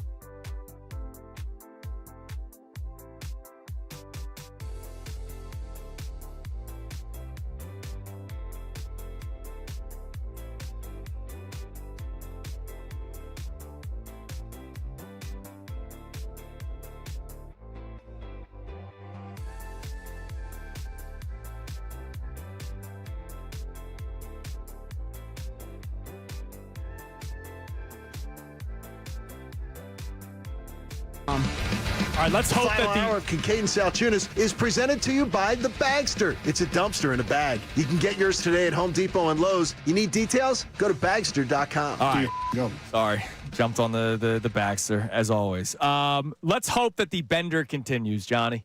Yes. The 9-day bender now that we have been going through. Sixers 4-0. Flyers have won 3 games since the bender began. It's again unbelievable. last night. The Eagles beat down the Giants this past Sunday. Now we have a stress-free bye week, thank goodness. The bender is going strong. And the Union with the PKs over this past weekend. So the 9-day bender in Philadelphia sports right now, which is helping ease the pain a little bit from that horrible Thursday, which included both an Eagles loss and the Phillies being eliminated by the Dodgers. And joining us now to participate in the bender on the Comcast Business Hotline, every day in business, big day like Comcast Business, help you move forward with what's next. From ESPN, our man Kevin Nagandi joins us. Kevin, good morning. Hello? Can you hear me? There he is. He's a ghost for Halloween. That's damn right. Good morning, fellas. How What's we doing? going on? Kevin, have you enjoyed the 9-day bender that we've been on right now, where it just seems like every single day it's actually been happiness and stress-free, other than A.J. Brown's cryptic tweets and stories? It's been fun, man. You know, the most fun about this whole thing, especially with you mentioning the Flyers and Sixers, is when you go in with no expectations and they're playing with a certain energy, both, you know, teams that are young, they are, hey, we've got nothing to lose, let's figure this out. And I embrace it all right now. I'm one of those type of people that says I'm not really trying to look into the spring. Let's just actually live in the moment right now, like you said in this bender in the last, week and a half. It is amazing, though, that the winter sports have not given us much, like for a long time, where we've had sustained belief for everything. And right now, it's fun. It's fun to be engaged. It's fun to feel like, wow, this thing might actually come together. Yeah, honestly, I think the Eagles have done a lot of covering up, right, the last 3 years with having so much success. And listen, we all know it no matter what. I mean, you could be in the dead of summer. We're still talking Eagles, right? But they do a lot of cover when things are not going well for other teams, right? The Phillies extend it. They hand it off somewhere in October. We were hoping it would have been late October. And then the Eagles take it over all the way till, January, February, and then you come up for air and you're like, where are the Sixers and Flyers right now? Do we have anything to look forward to until spring training? And it's been fun, man. Like, I don't go into any expectations with either one right now. I think we'd be smart if we continue to do that and embrace this rookie VJ Edgecombe. We embrace the energy that he brings every night. And we obviously could tell that Tyrese Maxey is the guy that they've built upon and that they see, let's run with him, and let's just build around him with the pieces with some young players. Kevin, the NFL schedule makers did us Philadelphia sports talk show hosts a favor by giving the bye week midway through the season, because we've been able to do all our midseason grades and midterm opinions about the Eagles during a bye week, which has been nice. So our question for the audience, preseason, all of our opinions and predictions are based off of paper. Now that we have 8 weeks of data, I want to ask you, what is the biggest difference from what you thought this team would look like coming into the season from what you've seen through 8 weeks? I don't know if it's the difference, but the things that have been true of my concerns coming in was that second cornerback position, and they haven't figured that out. My concern was the edge when you lose Josh Sweat, and then Nolan Smith goes down with the injury. And then, I did not expect that we would have so many questions on how sloppy the offensive line has looked most of the season.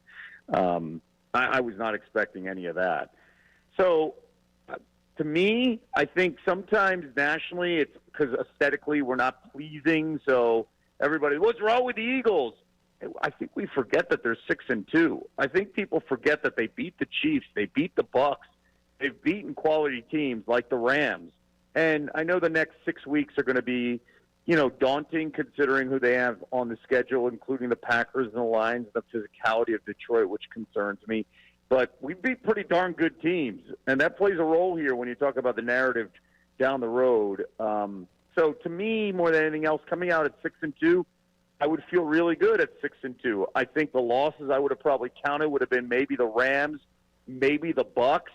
To have 2 losses that shocked us and surprised us on how they fell apart against the Broncos and the Giants, it happens.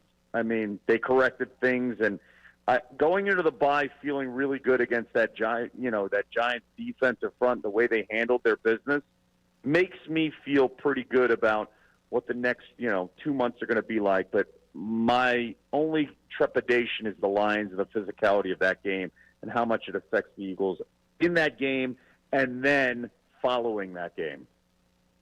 Kevin, when you're watching the World Series, I just have to ask you, we talked about this yesterday. Does it make you even more angry about the Phillies when you heard the excuse making that they just ran into a good team? And God forbid they ever call up a young player, and we're watching Boyertown's own Trey Savage start Game 1, end Game 5. At the age of 22, you have to be at least 27 years old to play for the Phillies. That's why Otto Kemp made it finally this year. Are you almost getting angrier knowing what Dave Dombrowski said about we just ran into a good club and got cold at the wrong time?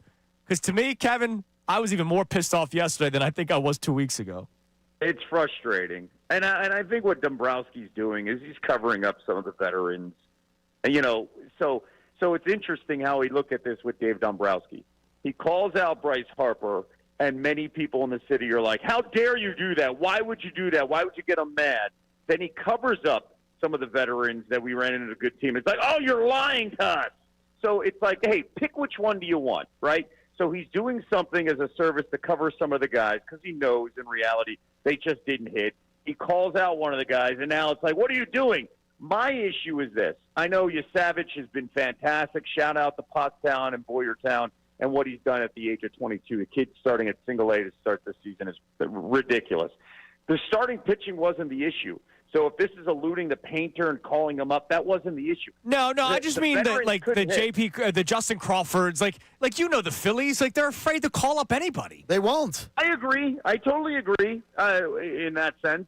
It just can't hit, man. And guess what? The Dodgers are going through it right now. The Dodgers are losing their mind because guess what? The Dodgers are long ball hitters. And guess what? The Phillies are the same way. We just cracked against their starting pitching. And the Blue Jays, by the way, the Blue Jays in the offseason got a hitting coach, and their hitting went from mid-20s to top 5. Yeah. With a different approach. How that thing's. Yeah. Yes. And that's the one thing that drives me crazy. The approach has been the same the last 3 Octobers. It has not changed. And that, I think, drives, the fan base crazy. And the Blue Jays, man, they're patient. Their star's a star. And I know Ohtani deserves all the conversation. But, man, Vlad Jr. has been like, I will carry you, get on my back, because I will consistently hit in every single series. Tell me 6 o'clock Sports Center means full-size candy bars.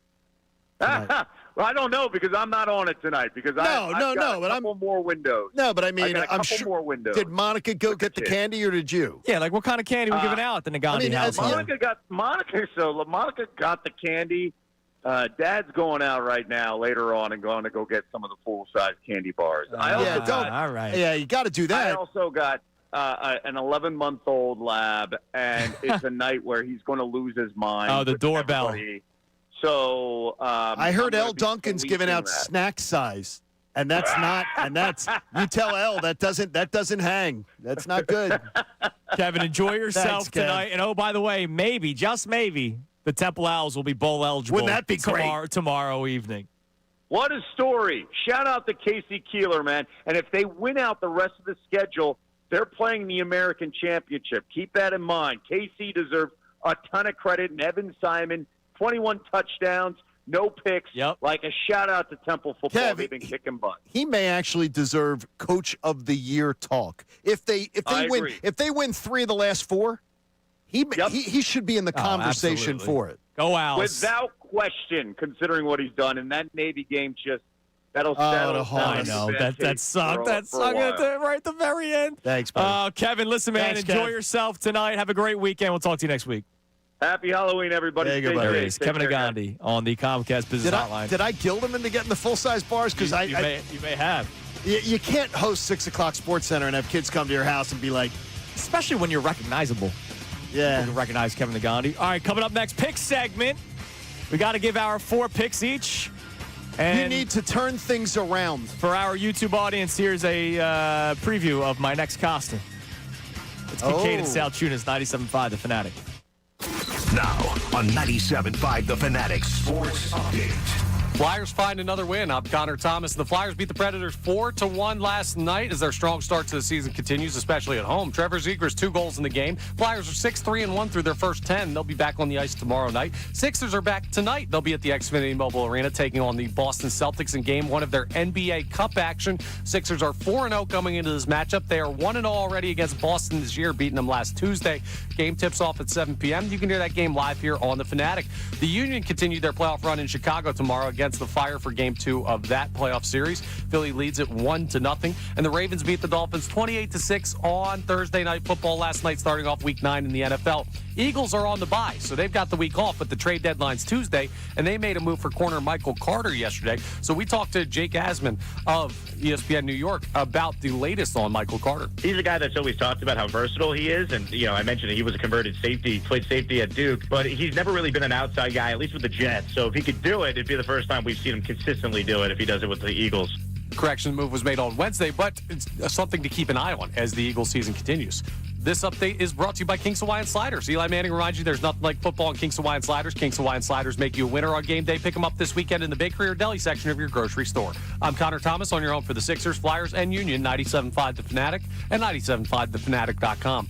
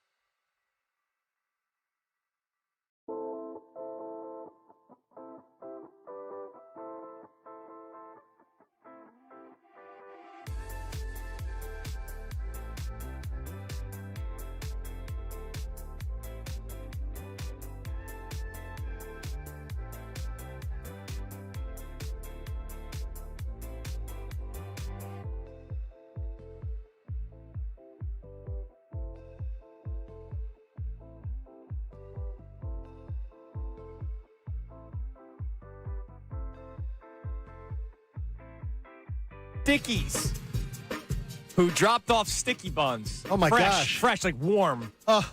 It's one of the greatest things that I've ever eaten. Okay, that is in my absolutely delicious. Yeah, shout out to Mr. Stickies, man. See, now the funny thing is, Haley said we have sticky buns outside. Yeah. It's one of the things with like breakfast stuff that I never know what people call things. Right. Because I've heard people Cinnamon roll, sticky I've heard bun. people call sticky buns the things that have raisins on top of them. Yeah. Hate them. Or things that have nuts in them and raisins. Yeah. Don't like well, that. those were no toppings. These were regular oh my sticky God. buns. They're delicious. Oh my God, it was delicious. All right, before we get to our picks, first off, do we have a qualifier, Connor? Our most recent Philadelphia Sports Scaries trivia question. Sabres center Jim Lorentz knocked down a bat during the Fog game. The Spectrum. No. No? Buffalo. The Odd. It was in Buffalo. The sorry. old Odd they called it the Odd. It was the Buffalo Auditorium. Which Flyer picked it up?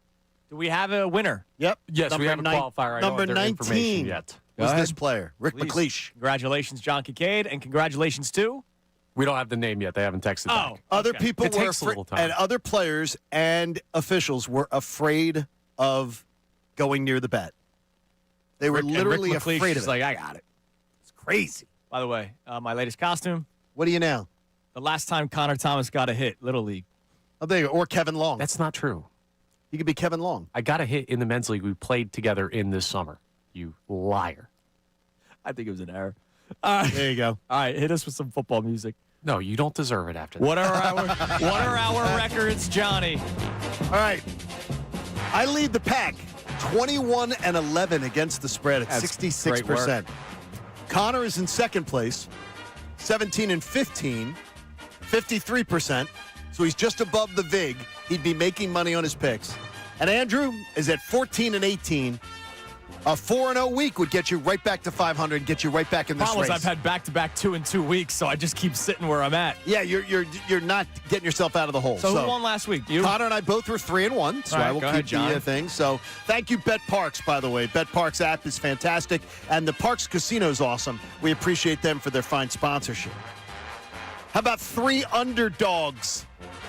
3 underdogs this week and 1 favorite. You have to wait till Monday night for the favorite. It's the Cowboys minus 2.5 versus the Cardinals. I'll lay that one. I think that line is so suspicious, though. But I'll take I'll lay the 2.5 points with the Cowboys. My 3 underdogs. I will take the Bills, a 2.5-point underdog at home against the Chiefs. I will absolutely take the Bills all day long. I am with you. I am taking the Steelers, plus 3.5 against the Colts. I think the Steelers are winning the game outright.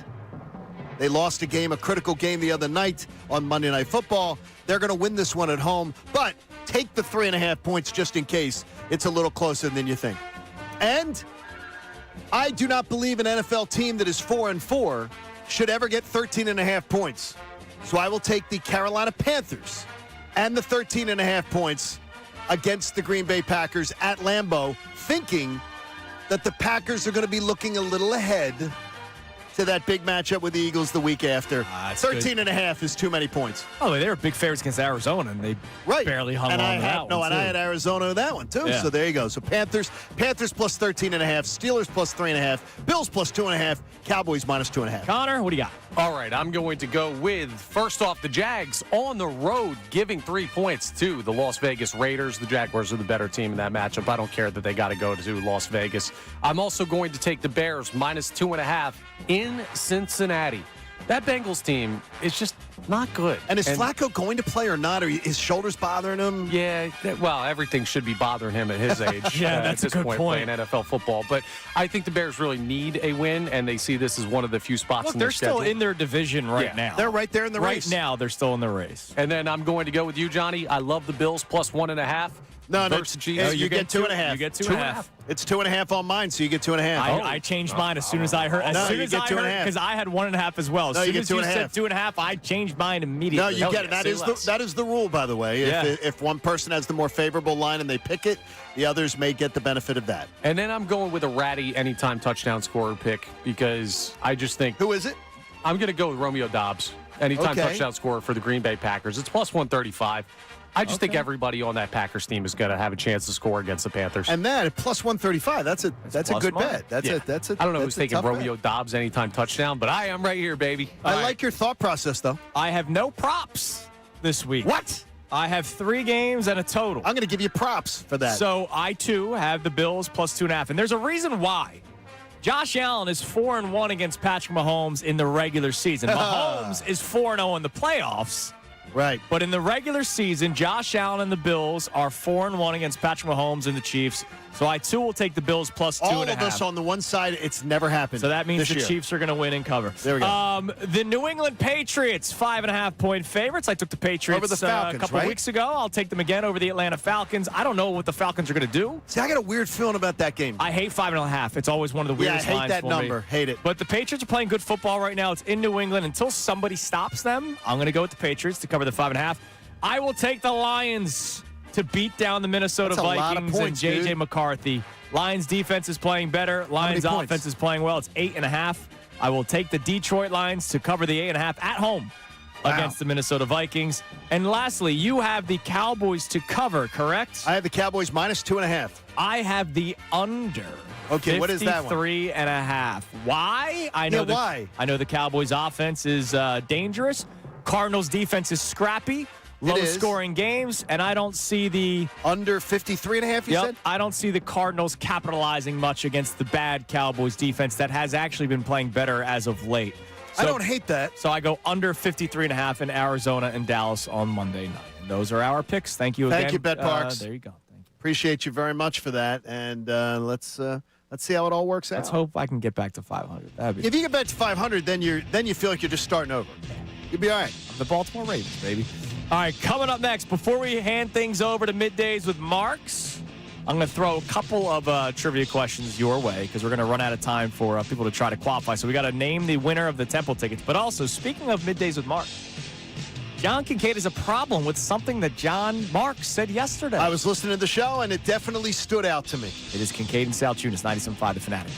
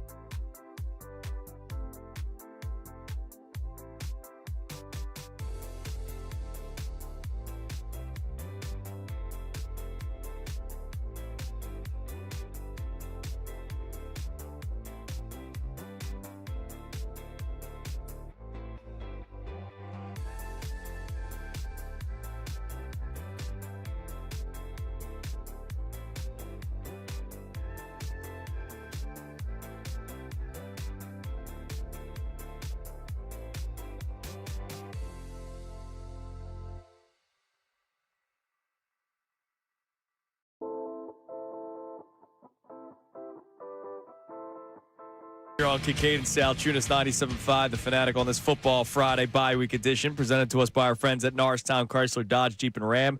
Driving to great deals at the fall sales event at Norristown Chrysler Dodge Jeep and Ram. And get wicked good deals all month long on a Chrysler Dodge Jeep or Ram. Visit NorristownChryslerDodge.com. Next week, next Tuesday, Johnny, we have All-Star Day.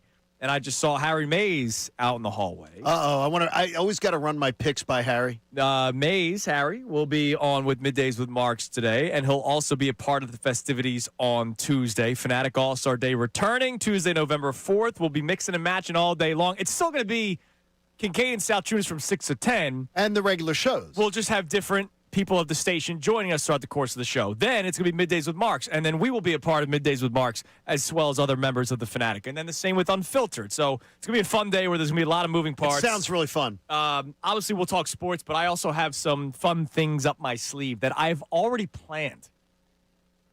Things up your sleeve. So I'm going to tell you one right now. Okay. Next well, Tuesday. don't give it away especially if it's somewhere we're like sort of ambushing.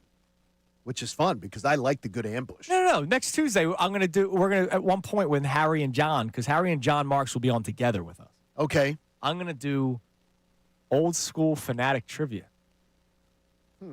So you guys will be educated, and Harry and John will go head to head of old school Fanatic trivia. Will the listeners know this? I would imagine there are some listeners that will remember a lot of old things. Will remember a lot of went down? Yeah. Some of them are like station specific, but then some of them are also some of the weird things that have happened in these hallways. There's lots over of that. the years. Now, speaking of Johnny Marks, yeah, you were listening to the show yesterday, as you should. Yeah, it's been very entertaining. It's been very entertaining and a lot of fun. But I'm listening to the show yesterday, and Ray and John were having a really engaging conversation about, the offseason plan for Dave Dombrowski and how they're going to spend money and what they're going to do. I was shocked to hear John Marks, though, it wasn't once. He said it probably 3 or 4 times. What do I care about Kyle Schwarber in year 4 and 5, that contract sucking? What do I care about that in the end of the big money contracts that they're going to be terrible? I have to watch either way. Why do I care? And to me, it's not we have to watch. Yes. But you should care for the people, like the regular people who listen to our show, the people who are the fans of the team.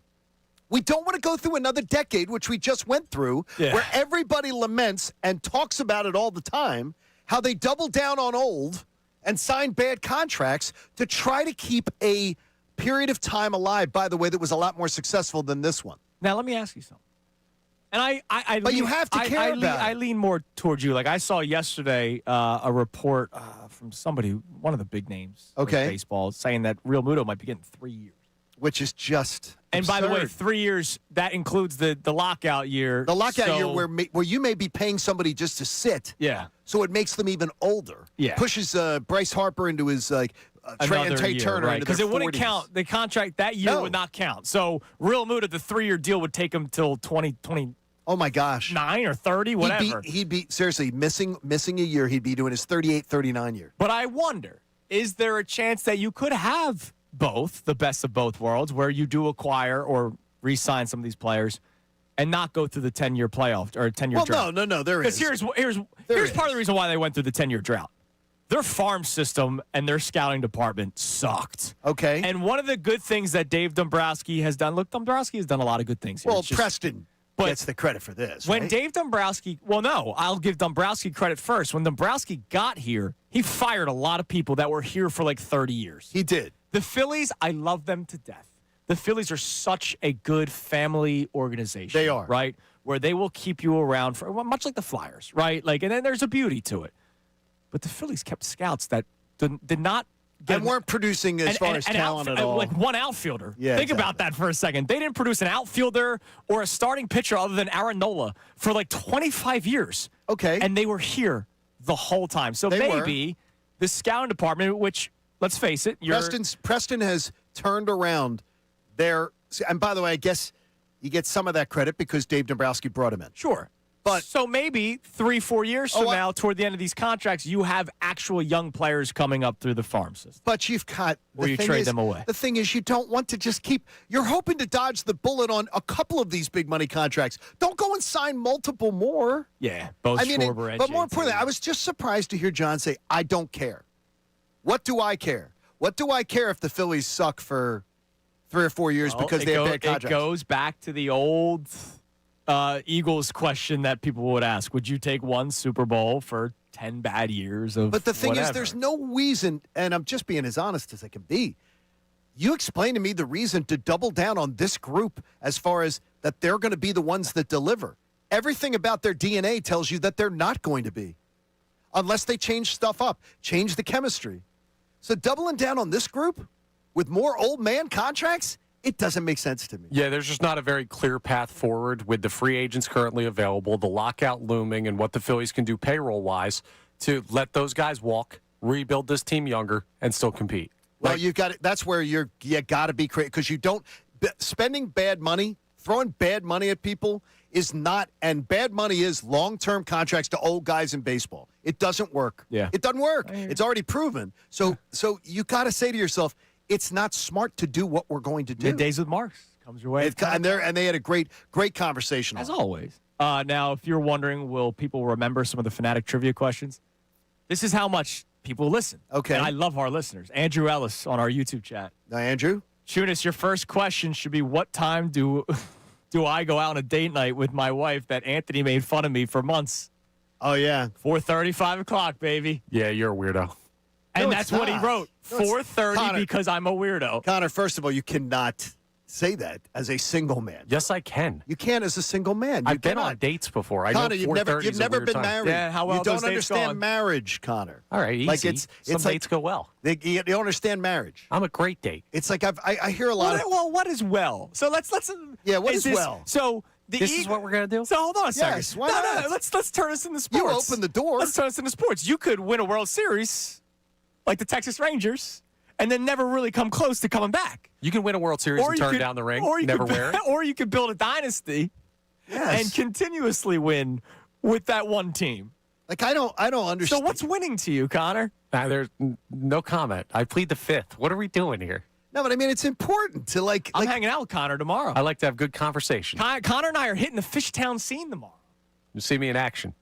Garage bar. I can't wait. thing is I don't think of you when I think of you I don't think Fishtown.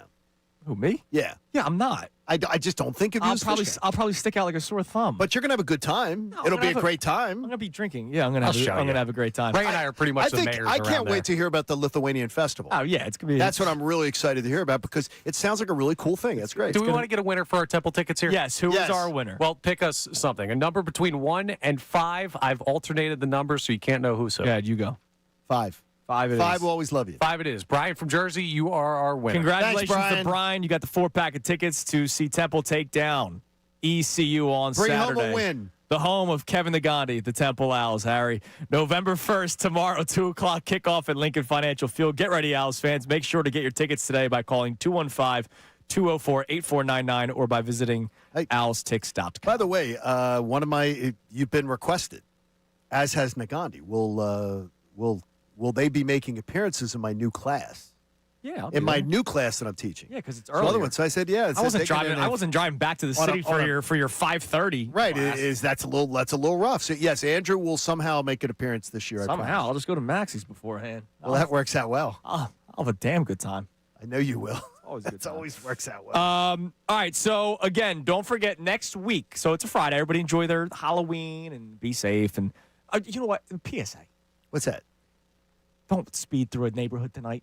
I saw it last year. You did? I saw a car flying through. There's kids everywhere. Like, come on. Okay. How Don't be- old was the driver? I didn't see. It Stupid? was dark. I didn't see. Oh, okay. But, like, come on, let's not be doing this. Next Tuesday will be the All-Star Day, where we are mixing and matching all the shows. So it's going to be a lot of fun. Can't wait for that on Tuesday. Nice little change of pace, especially during the bye week, because next week's the week after not even watching the Eagles. What game, other than Bills-Chiefs, are you most intrigued by this weekend to watch? Because Bills-Chiefs, that's the game that everybody's going to be sitting down for. Well, 425. To me, it's Packers. I'm watching the Packers. Even though they're playing the Panthers? Yep. Because I want to see the Packers. I want to know more about the Packers. I want to be talking more about them next week. So I will absolutely be paying big attention to the Packers game. I'll probably watch that Colts Steelers game, 1 o'clock. That's going to be a good game. That's a good game that's to the watch. 1 o'clock game that I'm going to zero in on. That or Broncos Texans too. Broncos Texans should be interesting. Texans have just been so lame, though. It's three. Look, they win. They're back at 500. Yeah, that's great. They can do that and find out where they're. Yeah, you know, and who knows? Can Bo Nix play well against that Houston defense? I'm a believer. Is that the game you're watching? I'm watching championship softball. The team I haven't played a single game for all year is in the championship of the Fall League Sunday, so I'll be busy doing that. Wait a minute, dude. Hold on a second. I'm disgusted. What are you talking about? Why are you disgusted? You with can it? sit back and watch football stress-free Sunday, and you're going to go to a softball He's going to game? support friends. It's the championship. Screw my. He's I got to supporting play. He's supporting his buddies. No, you know what? My buddies would be watching football with me. No, but his buddies are going to look. He's going to. Connor, what time? They usually play in the morning, right? It's 9, but it's a 3-game. So right set, after you go to church, you'll get there, and then you'll do that. You disgust me. What are you going to at least put red zone on your phone or What, a something? guy can't have hobbies? It's football season, dude. That's worse than like a wedding. Yeah, it's worse than somebody having their wedding, We're getting rings. which Tell is, us by the about way, really bad. Tell us about life-saving cancer research, please, Johnny. Yeah, Ron Davis and Davis CPA Group, by the way, already we're getting towards tax season. Be thinking about it. They're awesome. They made a donation to the AACR, and you can too. Go to 975thefanatic.com/AACR because I'm living proof 3 times over that cancer research saves lives. All right, make a prediction, both of you, quickly. Yes. Last week, 84, my best score ever in Pennsylvania playing golf. Tomorrow morning, what do I follow it You're up thinking about it too much. What do I follow and up your, with? and your back's bothering you. You say 92? 96. with? Okay. You say 96, 92. I have inside information. I'm Chauncey Billups. He's got a bad back. All right, Chauncey. Throw Everybody it to have a Middays. great rest of your day. Middays with Marks next year on the Fanatic.